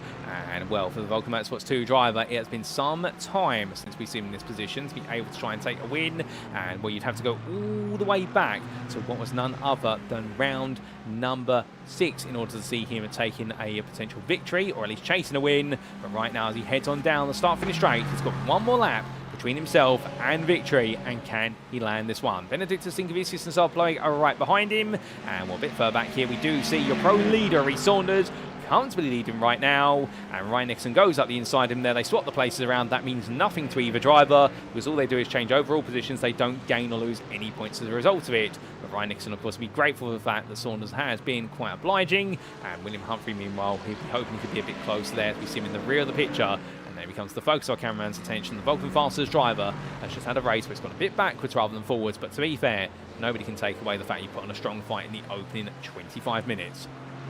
Where he comes out of the arena section, and we'll further back Shibut Cardozo and Liam Fraser close together here. So they go on to the final lap right now. 9, the battle for 5th in Pro's not done. In fact, Liam Fraser immediately pulls out to the inside. He's going to go for it straight away. Cardozo comes across there, and Fraser in the end has to stop the car pretty much. That was definitely going to be a dive for the ages, and Cardozo saw it coming and said to him essentially, right, I see what you're going to do. I'll give you the space to operate him, but I'm going to cut off your nose right at the end of that braking zone. And Fraser knew what was coming and decided, no, that's not going to work. I'm going to have to back out of that one. Danny Phillips and Mikey Story in front, meanwhile, just holding ground. But this battle definitely now becoming a bit of a centre ground of attention. And as it draws our attention for a moment, here comes Fraser looking one way, then the other. Cardozo goes defensive to the inside of 6. That's going to put him off line now, coming down in towards 7 and 8. It's going to cost him a lot of time here as he has to go even more defense into 7. And Fraser right now has got to build all the momentum coming down the hill. But as he tries to do so, well, meanwhile, ladies and gentlemen, we make our way and back towards what is Hayden Miller. And right now, it's been a long time since we've seen him in the lead of a race. It's been a long time since we've seen him go in the right direction. But here today, it's all gone right for Vulcan Motorsports 2's number 181 Aston Martin. And Hayden Miller will take victory at the Nürburgring overall and in elite. And it will be a 1, 2, 3 for Vulcan Motorsports, because behind him will be Benedictus Sinkovicis and Tseard Ploeg to complete that podium. Milton Tomlinson Dennis with a heartbreaking into his race takes 4th for World of Racing at STR Esports. Ryan Nixon goes 5th, and for Reece Saunders, it is another pro win, 6th overall. And for the Altitude 3M Esports driver, that pro title moves ever closer, with William Humphrey just behind him. Max Wheeler comes on through for his best result of the season there for Phoenix Racing Blue, 8th overall and 7th in the elite class. And then behind his Audi will be Lewis Kenyon, who had some struggles today, but it wasn't struggles for Fortis Katios, who takes the run-out spot in pro for Split-Track Esports ahead of Ashley Koopman, and Augustus Dablavicius will come home 3rd of the pro class there for Gassed Up Motorsports, just ahead by 11 seconds over Mikey Story, who in the end was able to keep his teammate Danny Phillips between himself and Schubert Cardozo and Liam Fraser. And Cardozo in the end couldn't quite take the podium we thought he could, but the Inter-Racing team driver was able to complete the pro top 5 ahead of Fraser. Tim Modi comes across the line 17th ahead of Chris Jennings and Nick Stubb, with Stubb just missing out by 3 tenths of the finish line behind Jennings. And it'll be Nicholas Carlson. What a race he's had today. And in the end, the Beowulf Racing team driver, who crossed the line alongside his teammate Villa Katonen, who finished a lap down. Well, Carlson in the end definitely making amends for a difficult start to the race and return to a 9th place finish in the pro class. He completes the top 20, and it was David Hutchison ahead of Jamie Bardwell. Wesley Van Rens comes across the line there in 23rd, 12th for the pros, ahead of Matthew Jordan, who will come through shortly. And then Mike Barber took home at 12th place in elite with a bit of a challenging day today. The Quaymass Motorsport driver never gave up, to be fair to him. And it'll be Ross Young ahead of Thomas Pugh. And we will have a bit of time before we do get to Frank Buyerson for DNR Esports. And credit to him where it's due, he did fall all the way to the very back of the field due to what happened right at the start of the race. But he made his way through it, and in fact has taken a 15th place in the pro class. That's some solid points there for the DNR Esports Porsche driver. And then Mark Hutchinson was not too far behind, and Nathan Anstis, well, in the end it was definitely a miserable qualifying session, but he has been able to redeem himself to a degree with 16th in the pro class, just ahead of Mark Johnson. But as all the field comes to the finish, ladies and gentlemen, what a race it has been, no doubt about it. And as a rather solitary there, William Humphrey makes his way back to the pit lane, albeit I do believe Chris Jennings making his way on past that, and David Hutchinson as well. Was they cool things on down? Let's take a look at those race results, subject to any stewards' inquiries. And as we can see, after 60 minutes of racing here today in round number 8 of Split A's Thursday GT3 Championship Season 11, brought to you by SimRacing International from the Nürburgring Grosser Preis-Strecke, we got to see Hayden Miller take victory in the elite class there, and overall for Vulcan Motorsports 2, head of the sister teams drivers Benedictus Sinkovicius and Tseard Ploeg, who made it a 1, 2, 3. However, it wasn't the true story here, and in 4th place, Milton Tomlinson Dennis, the World of Racing STR Esports driver, you couldn't make up the bad luck. A blink, a discontinuity that dropped him from 2nd to 4th just when he was about to go on the attack for the win right at the end, and it's not a reflection of what he was able to bring to the table, but that's the way it's played out. And in 5th behind him, Ryan Nickerson there for Split-Track Esports. And he couldn't quite touch the pace of the top 4 today, but he had the pace to comfortably finish inside the top 5 for Split-Track Esports. Reece Saunders took the pro win there, 6th overall for Altitude 3M Esports, the Ford Mustang driver there, absolutely untouchable in his class, and in the end making sure not to touch on the races of the elite drivers, really keeping himself to himself. Head of William Humphrey there for Vulcan Fasters by Glass Tech Racing, who'll be ruined the fact strategy didn't work out, and in the second stint of the race, things just started to fall a little bit slower rather than going faster. Max Wheeler finished behind him in 8th place there, a season best performance of the Phoenix Racing Blue driver in his Audi R8 Evo 2, head of Lewis Kenyon, and the Vulcan Motorsports 2 driver in the end with that spin later on in the race cost himself a chance of a top 5, and in the end finishing in 9th place. It was then Fortis Katios, your run-up in the pro class, 10th overall for Split-Track Esports.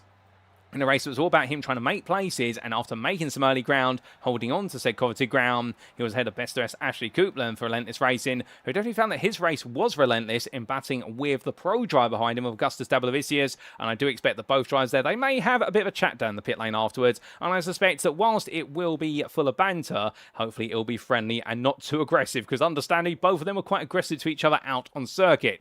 Still, that's the way it fell for them, 11th and 12th, ahead of Mikey Story for Dexterous Motorsports Kumar, who then was ahead of his teammate of Danny Phillips. And then we did see Tseard Ploeg complete your overall top 15 there for Inter Racing Team. Liam Fraser wasn't too far behind, just missing out by 6 tenths of the line, but he was ahead of Tim Modig, with Chris Jennings, Nick Stubb and Nicholas Carlson completing a top 20. And behind the Beowulf Racing Team driver outside that top 20, 21st, it was David Hutchison for Access Sport X ahead of Jamie Bardwell. Wesley Van Rens, he recovered well to 9 Pegasus Panther Racing's 23rd place finish there, ahead of Matthew Jordan, who had a bit of a difficult race over the course of the distance, and it was Mike Barber in 25th. Ross Young was 26th ahead of Thomas Pugh, just ahead, a couple of attempts of line was the separation of the two, and then it was Frank Buyuson in 28th ahead of Mark Hutchison, with Nathan Anstis recovering to 30th. Outside the top 30, in 31st, the last year lead that finishers, it was none other than what was Mark Johnson, the Access Sport Y driver in the end, comfortably clear of Villa Kotonen, who was the first of the lap down drivers. It was also a lap down to Mark De Vries, as it was there to Adam Baker, albeit Baker ahead of De Vries at the finish, and then we did see 5 laps down Robin Noel Brown, and then unfortunately it was retirements for Ime Hasselard, James Howarth, Kyle Roy, Jesper Svensson, Connor Spree, and also very early retirements for none other than Matthew Croft, and on the lead lap, of course, or the opening lap, I should say, Samuel Clark there for Dexterous Motorsports MX, a day today that definitely he'll want to forget about. But coming to the individual class finishing positions, and these, of course, are the most important ones because this is where the points are paid. And in the elite class, Hayden Miller, your winner, and leading on home, a 1, 2, 3 for the Vulcan Motorsports teams ahead of Benedictus Sinkevicius and Tseard Ploeg. Albeit Ploeg, of course, not quite feeling 100%, but found his way into the race as time went on. And Sinkevicius, in the end, being allowed to hold on to leading position of the two teammates there. But, of course, they'll both be very happy. Second and third, they'll definitely get their team championship campaign well and truly back on the road. Outside the top 3, Milton Tomlinson, Dennis Stann, as we said earlier on, not reflective of what he's able to do today, and he's got to keep the hope together that a win will eventually come his way. Behind him, it was Ryan Nicholson in 5th there. Another top 5 finish with the Split Track Esports driver, and he'll be very pleased with that. Those top 5s keep on coming. Head of William Humphrey for Vulcan Fasters by Glass Tech Racing, and we need to go back to the drawing board after this one and analyse what exactly went wrong. It was the first 10 seconds to Max Wheeler for Phoenix Racing Blue ahead of Lewis Kenyon, and then Ashley Koopman and Danny Phillips completed your elite top 10.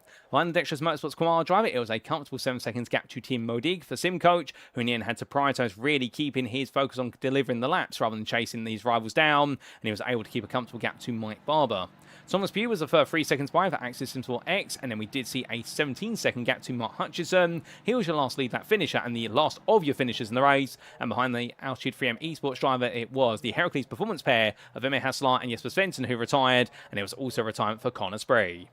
Then coming to what was the Pro class, last but by no means least, and as we can see here, your winner, Rhys Saunders, 20.5 seconds for the Altitude 3M Esports driver. Today, the perfect combination. A driver who is absolutely on point, and a Ford Mustang that looks absolutely strong here at the Nürburgring, and nobody could quite stop him. Fotis Gatios, meanwhile, did what he did best, made ground early on in the race, and then picked up the pieces where other dropped them, and he was your runner-up for Split Track Esports, 2 seconds ahead of Augustus Dablavicius for Gaston Motorsports, who I think, if he was able to get clear of the battle between himself and Ashley Koopman, could he have closed down Katios? That'll be the big what-if question that we'll hold on to for the week to come. Still, he was third, ahead of Mikey Story, and the Dexterous Motorsports Kamar driver was only a second ahead of Tseard Ploeg at the finish, and the Inter Racing Team driver, that podium has to wait for him. But to be fair, he did well to make sure the losses were no more than falling outside the top 5, and in the end, he held on to that 5th place in the number 7. The 74 of Liam Fraser was behind him for Moonshiners Racing Club. Couldn't quite steal it away at the finish, but he was comfortably ahead of Access Sport X's Chris Jennings, with Nick Stubb and Nicholas Carlson and David Hutchison enjoying a brilliant freeway fight for 8th place, with Vulcan Fasters by Glass Tech Racing Drive getting the upper hand in the end, and Beowulf Racing Team's Carlson able to squeeze on through as well. But Hutchison ran off the top 10, struggling Access Sport X Ford Mustang, but he was able to stay clear of Jamie Bardwell, who's best the rest there for Phoenix Racing Red. And it was Wesley Van Rens behind him ahead of Matthew Jordan, with Ross Young and Frank Buyuson completing the top 15. Behind the D9 Esports drive, it was then the first 6 seconds to Nathan Anstis, with Mark Johnson being the last lead lap finisher. And it was a lap down to Villa Kotonen, as it was to Adam Baker and Mark De Vries. And outside of the top 20 there, 5 laps down, it was Robin Noel Brown. And then we did see retirements for none other than James Howarth, Carl Roy, Matthew Croft, and on the open lap, sadly, for Samuel Clark. But with that, ladies and gentlemen, that concludes our rundown of the provisional results, and it concludes all of our racing today. But of course, we still have a bit to come on the broadcast, because coming up next will be our post-round interviews with our volunteer drivers. And indeed, it's always good to hear what our drivers got to say about the racing of the day. So don't go anywhere, folks, because we'll be back in approximately 5 minutes' time to hear from them all and hear exactly what they had to say about the racing at the Nürburgring.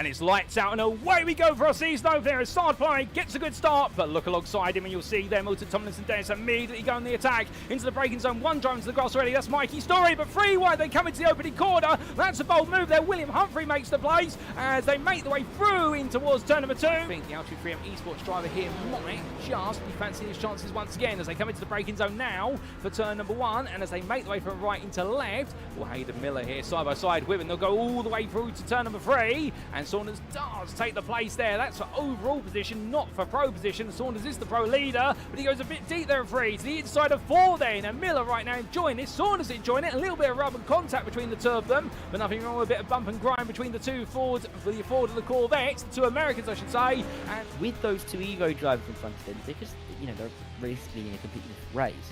They're just a barrier up towards the likes of Rubino and Wendell. Oh, there's Rubino going off the road, and here comes James Bostock, past 1, past 2. This is a great little move from James. Oh, and look behind him as well. Hardiek, sorry, up high. He decides to come back down low. But Denny Plurger has really lost a lot of ground here. He's lost 7 places since the start of this race in that green Porsche. But look at this, for the lead, Hammond wants it. He's gone back down the inside. He got off the brakes again to let the car down the inside of Rob Mackay.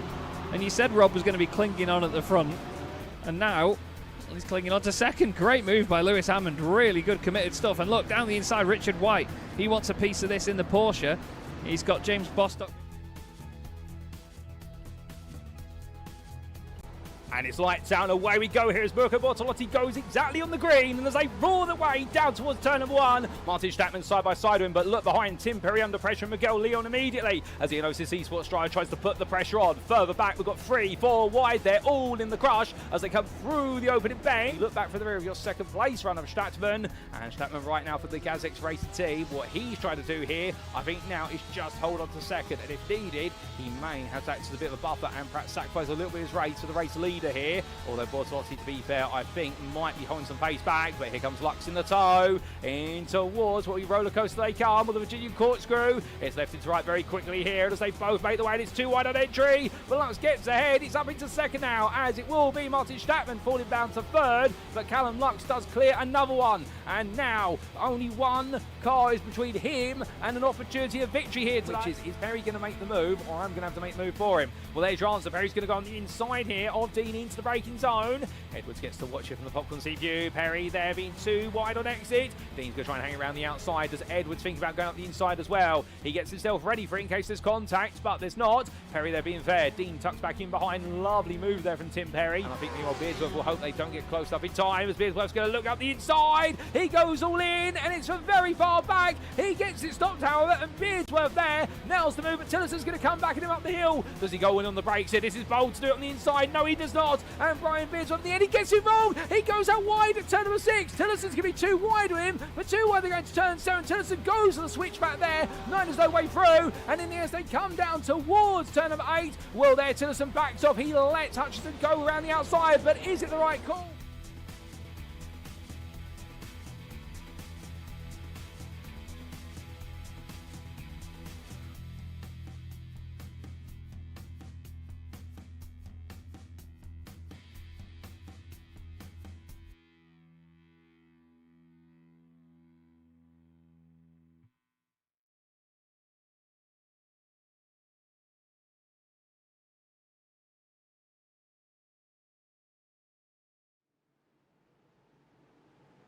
Alrighty, ladies and gents, without further ado, it is time for us to kick off our interviews. And what better way to make a start than to speak to the driver who took victory today over an elite, because joining me now in the interview room is none other than Hayden Miller.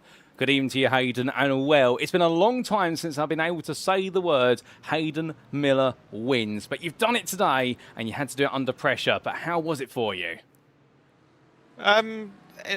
Later stages, it was stressful. I think the most stress I had was qualifying, because I would have secured my first ever pole in elite, let alone overall.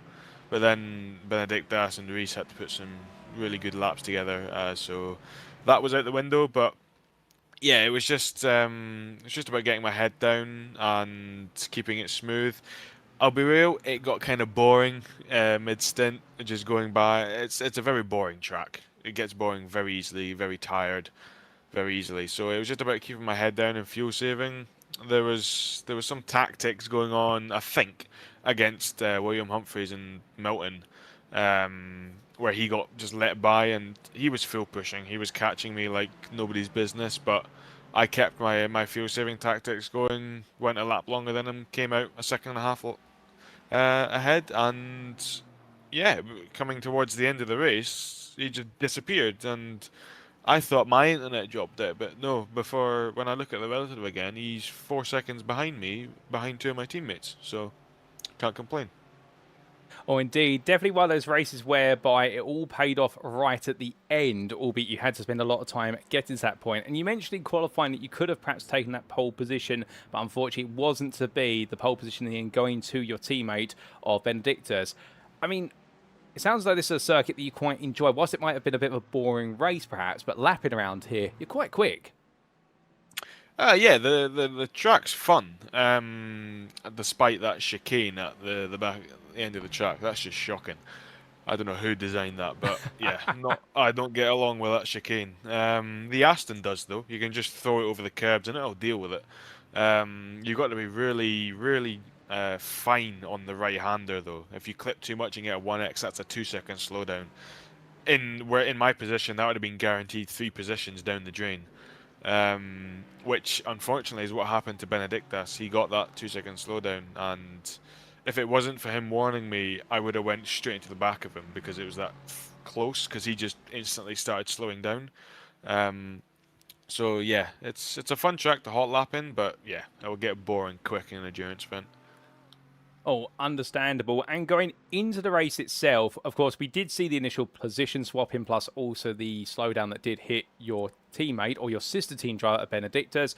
But you're able to then hold on to lead for a period of time. But what we did see towards the end of the first stint was that Milton Tomlinson Dennis caught up to you. I mean, did that perhaps change the dynamic a bit? Because you've been doing a lot of fuel saving, but now knowing that you were, in a way, gifting fuel saving to one of your rivals. It didn't. That was definitely in the back of my head, but I knew from many races, many seasons of the exact same scenario happening. I knew that he's not going to fuel save the same amount as me if he's been pushing for 3/4 of the distance I've been fuel saving with. So I pushed a tiny bit more, but it was not enough to make a big difference. So it was in the back of my mind, but it didn't faze me. All fair play. Well, definitely didn't phase you. And then taking the pit stop, of course, you came back out in the lead. Gap initially was 1.1 seconds when you both got yourselves back up to speed. But it came down. I mean, the pressure started to build at that point. And this is not a circuit where a small mistake is going to just cost you, say, 100th. It's going to cost you several tenths. Yeah, it's towards before he blinked. It was about 7 tenths, 6 tenths. Where I'll be with you, it started to crack. I started to feel the pressure, panic a bit. I was trying different techniques in fuel saving, lifting later, braking later, getting on throttle later, or earlier, shall I say, more aggressive. I thought I had enough fuel until I tried 1.5 push lap, and my entire fuel margin just disappeared. So I had to go back to full fuel saving, but thank God he blinked, because if he didn't, I would have been...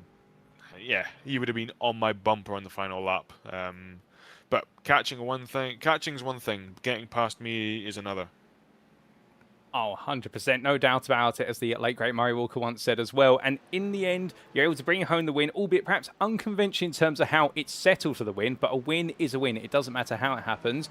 And in the end, it's a win that's come your way after what's been a bit of a... To be fair, I think it's been a bit of a mixed bag of a season. You haven't always had the best of luck so far. Yeah, the rain, I don't get on well. I've had a few rounds where I've not had the best of mentals, so not the best performances. Some rounds I just could not get pace out the life of me, or I've crashed out, or I've quit out. I think that only happened in Sachsenring.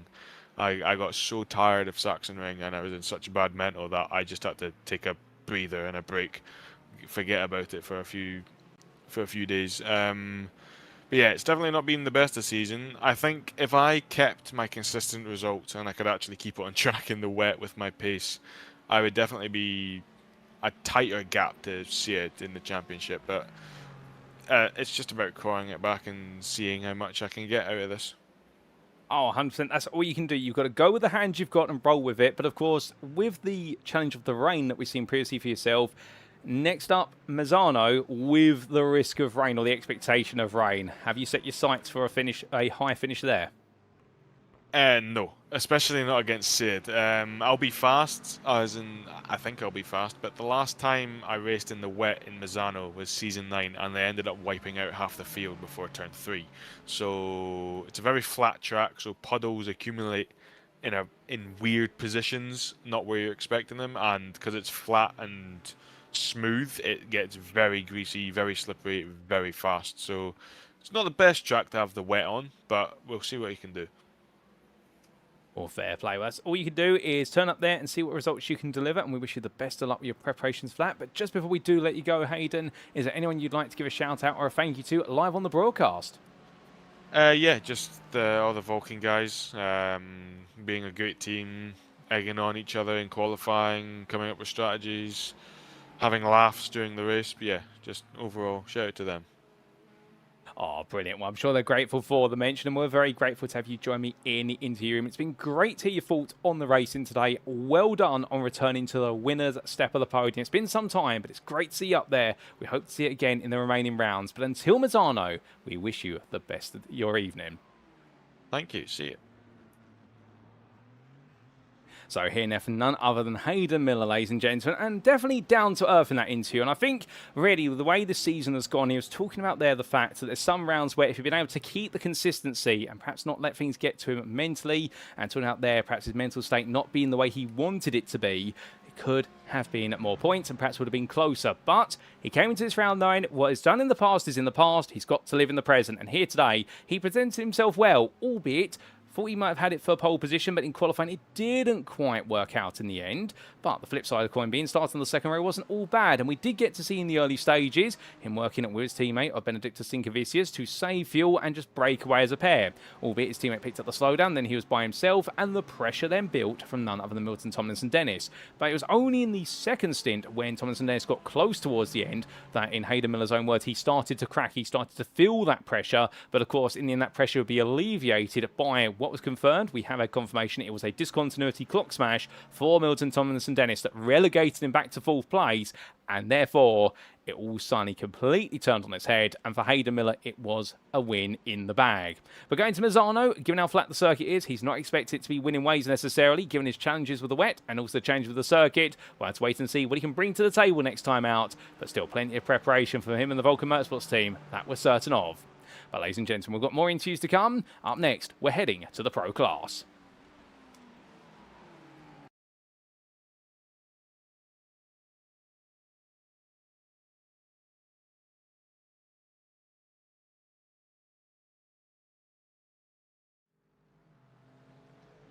And so as we make our way to the Pro class, if we're going to speak to the winner of the Elite class, we should speak to the winner of the Pro class, of course. And joining me now in the interview room is none other than Rhys Saunders. Good evening to you, Rhys. And well, another comfortable win, another step closer to the Pro Championship crown. And here today, I mean, it was almost as if you were to walk away with the overall win with that qualifying session. But how was it for you out there? It was a really tough evening tonight, actually. It was one where I'd done really well in qualifying, surprised myself a little bit with pace, although Benedictus' lap at the end was just phenomenal. And yeah, I didn't have that in me at all. So, no, absolutely fair play to him. Got a little bit mugged at the start because I drive on a single monitor. So I can't see to the right. I don't have the FOV. So, yeah, I was getting a little bit lost at the start there, so without the FOV.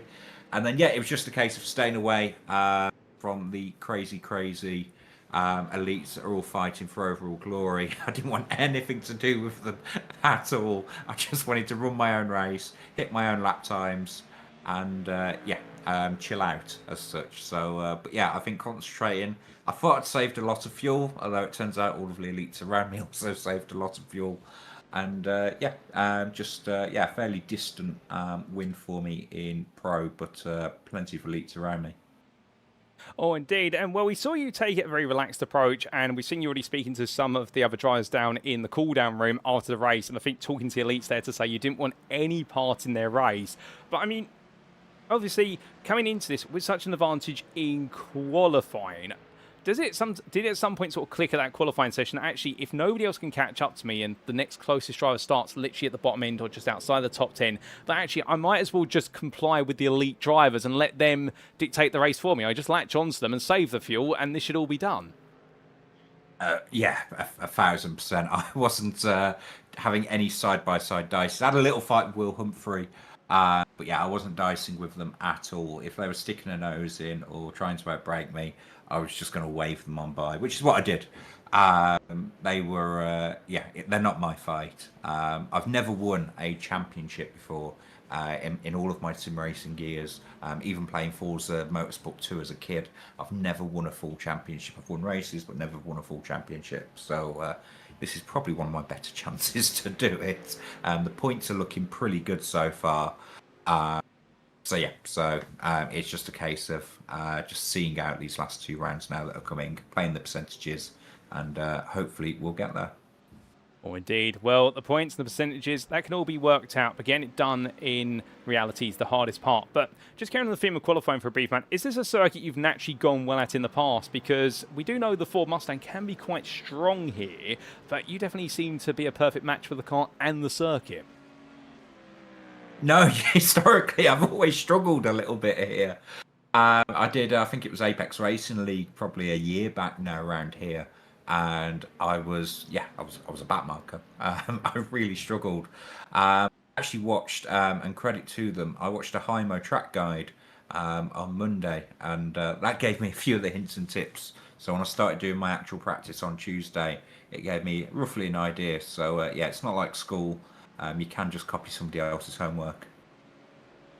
Well, to be fair, you may have copied somebody else's homework to a little bit, but at the same time as well, if you're going to take inspiration from it, well, I do believe it is copying is the sincerest form of flattery or something to that effect. I can't remember the exact quote, but to flatter yourself a bit further, obviously qualifying went exceptionally well, and in the race we saw you drive a very consistent race around here, although several drivers making mistakes, whether it's front engine rear-wheel drive or mid-engine rear-wheel drive at corners such as the Mercedes Arena and the hairpin as well. What do you feel it takes around here to stay consistent? Just drive just slightly within yourself. There's some really nice high-speed corners, but then also as well with the low-speed stuff, that's where you can quite easily lock the rear diff and get a bit of pendulum effect going on where the rear overtakes the front, and before you know it, you're pointing the wrong way.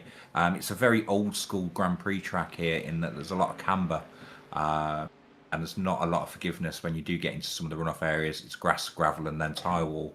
It's just a case of using the camber, knowing where the bumps are, using the curbs and knowing where the track limits will help you and hinder you, and just one of those ones where you've just got to not fight the track but work with it, I suppose. But as I say, not sure I know much. Hayden's input's probably slightly differently on that one.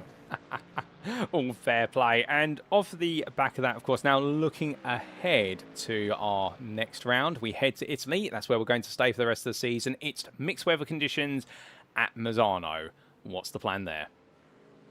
Well, I bought the track at the start of the season, but I've not actually loaded it up in the sim at any point. I've never watched a race at Misano, so I've got no idea what Misano looks like as a track. So, lots and lots of practice next week because, I've never seen the place before. So, Misano, not too confident, I say, especially with the wet as well. What's better than having to learning a track and then racing it in the rain? So, that could be very, very interesting. I don't think I need too many more points now to secure the title. But, Misano could be really interesting. Imola's a track I've always gone a little bit better at, though. So, hopefully stay out of mischief in Misano and then seal the deal at Imola. All fair. And are you going to be one of those drivers at Misano where you're constantly counting the points, or is it going to be, okay, know what you roughly have to do before the race, but after that, put all the statistics and all that out the window, I'm just here to go racing? No, I'm here to win a championship. So, I'm going to play the percentages. I'm going to play the points. I'm going to know what I need to do. I'm not going to fight anything or anyone unnecessarily, which is very much unlike me. I think over the years and over the seasons, as I've been in various leagues, I've always been the one that's been willing to send it. But for once, no, playing the percentages, no sending, and just trying to seal the deal, close it out. Oh, that's absolutely fair. Well, Reece, just before we do let you go, one last question. At this point, we would normally ask you if you were to give someone a shout out. I'm going to ask you something slightly different today. If someone's watching right now wanting to get into GT3s, would you recommend them the Mustang? And if so, why? Absolutely, I'd recommend the Mustang. It's a little bit more supple, it's a bit more compliant than the BMW I've been used to.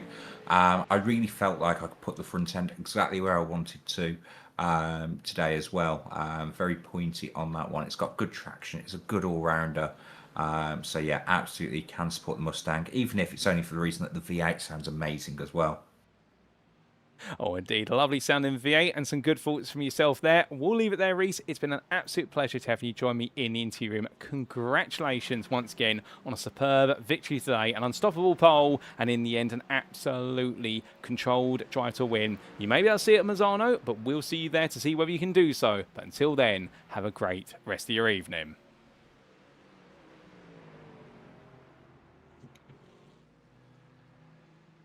So hearing there from Reece Saunders, ladies and gentlemen, and well, all wrapped up today in terms of an absolutely brilliant drive to victory, but knowing there's still a bit more work to be done if he wants to seal the deal with a round to spare. But of course, he's going to understand the percentages. He's going to do the points analysis, and he's going to see what he can do at Mazzano Circuit. He doesn't know, and he's going to learn it for wet weather conditions. Of course, adding to the challenge. But here today, not being unfair to his rivals, he didn't really have too much of a challenge. After taking that incredible pole position, almost taking the overall pole, well, after that, it was really just about making sure he didn't drop the ball. And he admitted that openly. The fact he was never going to fight with anyone unless he had to. And he had a little bit of a fight with William Humphrey, but not too significant to one. And he just made sure to keep it together and stay out of trouble. That is where the Astrid 3M Esports driver's mind's at. And if he's not ever won a championship in his time racing in sim racing, whether it's been on iRacing or other simulator platforms, you can understand why now, with only a couple rounds to go, and the fact he can do it next week, potentially, why he is playing it so tactically. And, well, for the number 92 driver, he loves the Mustang. He's showing you exactly why you might want to use it if you're going to be new to a GT3 grid. Wink, wink, nudge, nudge, with regards to our upcoming Season 12 of this series. But Reece Saunders right now definitely an advocate for the car, and also an advocate for both smart driving, but also making sure to get the job done. But with that, ladies and gentlemen, well, we've got one more interview to come as we make our way back to the elite class. But who's it going to be with? We're about to find out.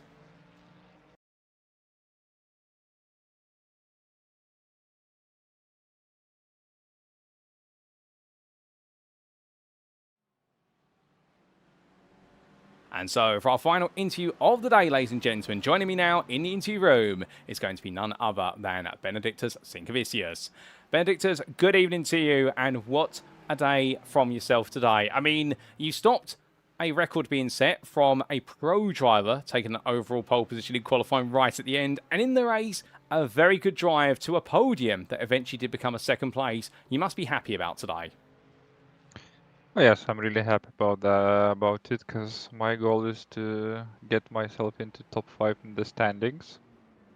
So if I could continue the way like this, I could maybe achieve that.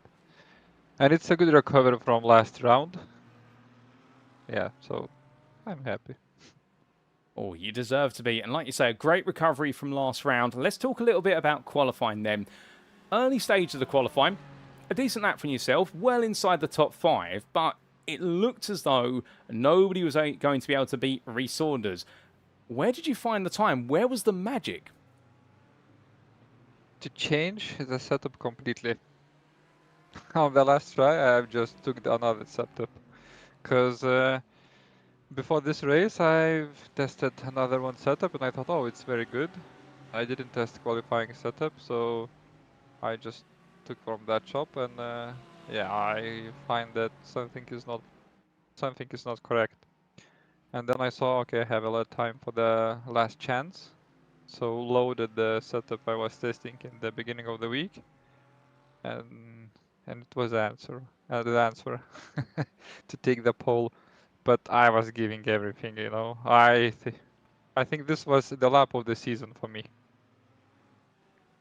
Oh, fair play. I mean, to feel that happy with the lap, and also that gamble on switching the setup of the car, it worked out perfectly for you. And taking that pole position in by a couple of attempts, definitely a lap of the season. Because to be fair, also to say that we saw you take the pole position initially by 42 thousandths, and then you put in another attempt. I mean, You're just not settled, are you? Once you've done one good lap, you just want to go even faster, but I think that's in your nature.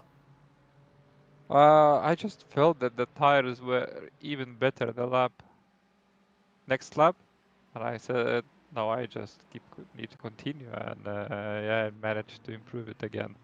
Because I think track conditions was getting better and better, so I wasn't sure it would be enough those few tenths or the hundreds or what it was from P2. So I just tried to get the one more lap and succeed. Well, I appreciate you confirming our suspicions. We did think the track was getting faster towards the end, and you showed that, but that was qualifying. Now the race. Now, at the start of the race, we saw you control the lead, and for at least the opening 20 minutes or so, you seem to be leading with your teammate Hayden Miller following you and being in the draft. But then a slowdown penalty struck and put you back to third. This race was kind of a surprise for me because I didn't expect to be on the P1 in the qualifying, because in my opinion Lambo doesn't suit for this track. Because I did some official races in iRacing, and all of us guys were driving Mercedes or Aston Martins. So I was thinking top 5 would be good for me. But then I started from pole, and I wasn't sure what should I do, fuel save or just keep pushing, and then I realized that okay, I will try to fuel save, and I have never done it before on practice, fuel saving. So for me it was now guessing the lifting and coasting and guessing the new braking points. Then we knew the Milton's pushing behind us, so I just trying to keep fuel safe, and I made that mistake. But I think Hayden were faster. I couldn't find the rhythm in the race. The qualifying is one. The race trim, racecraft, race pace. I don't know how you guys say it in English, but it's a different level. And I'm very jealous to my teammates. We are all in the Discord while during this race, and Tseard and Hayden, they're so relaxed, they're chatting and everything, and I'm even fuel saving, I'm just sweating, intense. I don't know how they do that, and they're fast. So I think I should work on it, on the better racecraft and mentality maybe. Because I knew the car could be faster, but I don't know, it's in me. I have to do some work with myself. Oh, fair play. I mean, you're right to talk about race pace, but I think you also do need to give yourself some credit, Benedictus, because whilst they may be a bit more relaxed to your teammates, you definitely looked very quick out there in a Lamborghini as well. Let's just put that out there as well. The fact that you're driving a car that many will never touch just simply because it is a car that very quick over a single lap, but very easy to lose control of. I mean, on that, why do you enjoy the Lamborghini?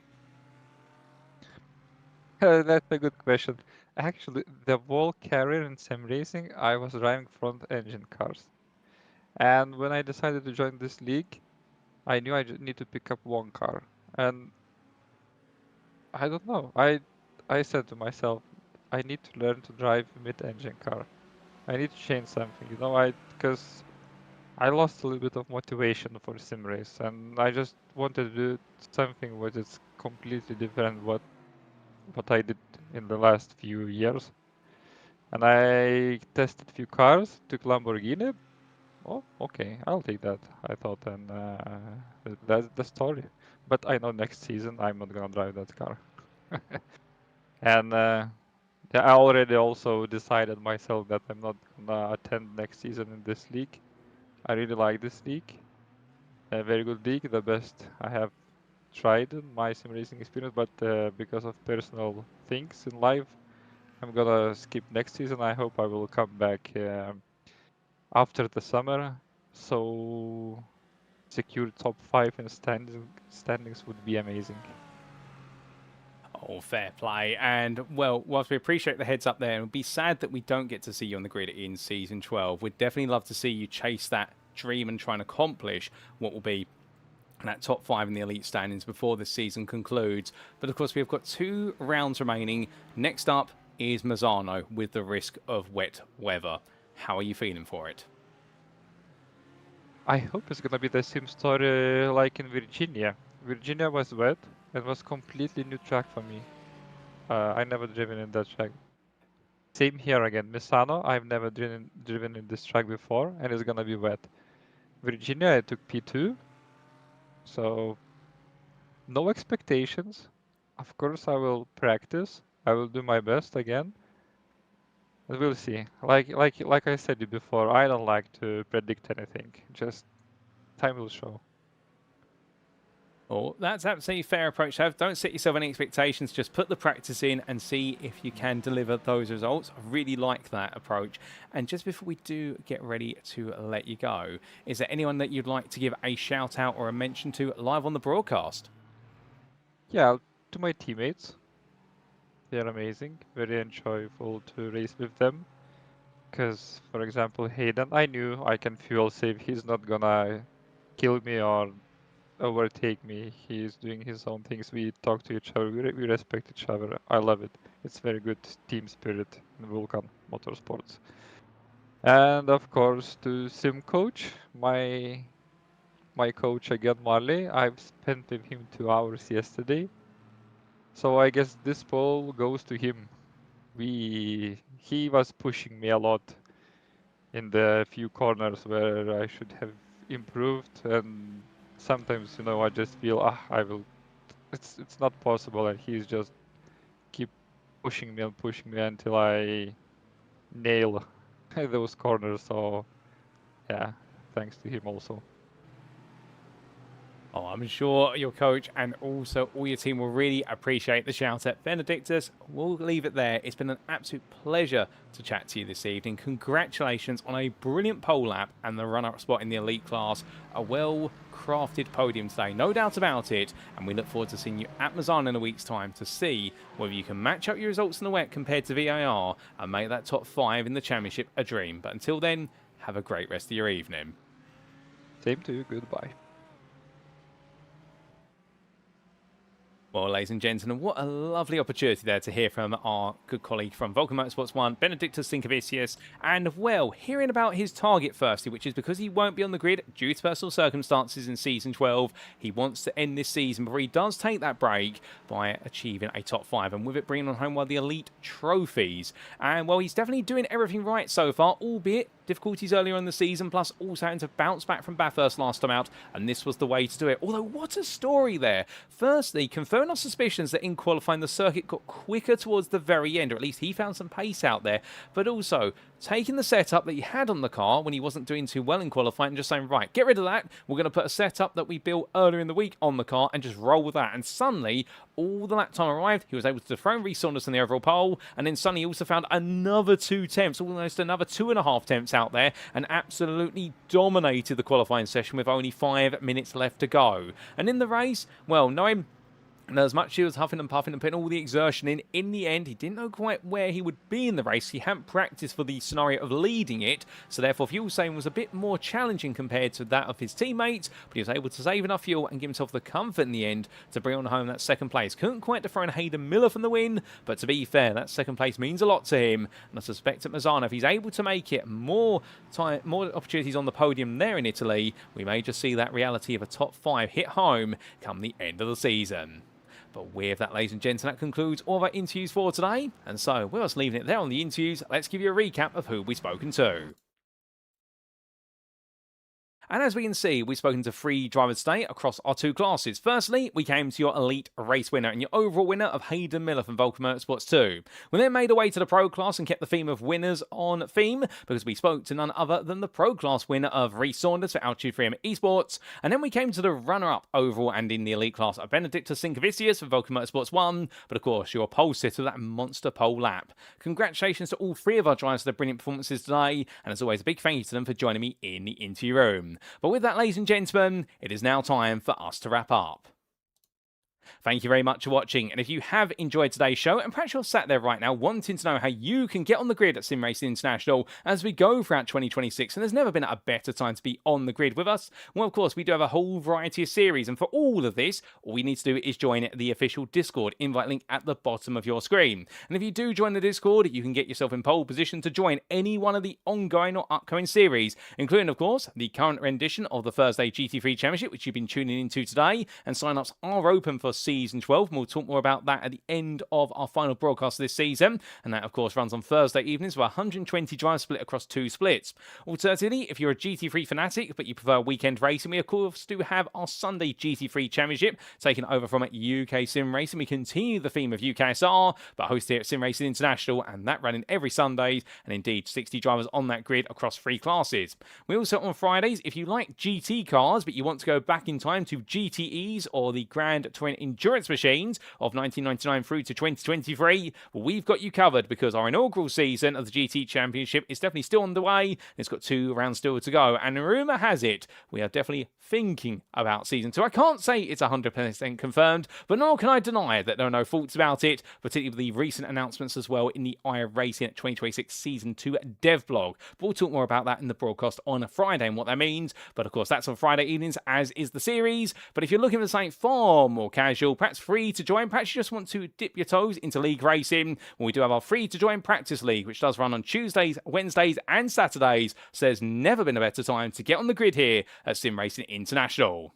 But with that, we'd also like to say a big thank you to our series and league sponsors, who do include Carme Modern Technology, the GP2 Group, and last but by no means least, Motorsport UK's esports division. A huge shout out to them for recognising us here at SimRacing International as a recommended community. We're very grateful for that recognition, and long may it continue throughout 2026 and onwards. But with that, ladies and gentlemen, it's onwards we go. We have wrapped up our time in Germany for this season, but don't you worry, we're not leaving Europe too far because we are going southward and we are making our way to Italy. And next time out, we will be at the Mazzano World Circuit Marco Simoncelli, a circuit more commonly associated with racing on 2 wheels, but when we go there on Thursday the 5th of March 2026, it'll be 4 wheels on a very flat circuit and one where rain is expected. And the last time we were at Mazzano, as Hayden Miller alluded to in his interview, well, definitely was chaos. There was some madness, but also some absolutely incredible racing in Season 9. But who exactly is going to be able to conquer the changing conditions and come away victorious on our 2 sprint races there for our final sprint race round of the season? We'll tune in next time to find out how the story continues here in Split A. But until then, what we've seen today is that in the elite class, Tseard Ploeg with a third place finish in class continues to move much closer to his championship title with 2 rounds to spare potentially, or 1 next time out. And meanwhile, in the pro class, can anybody stop Reece Saunders from wrapping things up at Mazzano? Well, we'll find out then. But until then, we've been SimRacing International. I've been your host and commentator, Paul Walsh. And until next time, remember to stay safe, stay well, stay smiling, and most importantly, as always, ladies and gentlemen, remember to stay on track. Good night.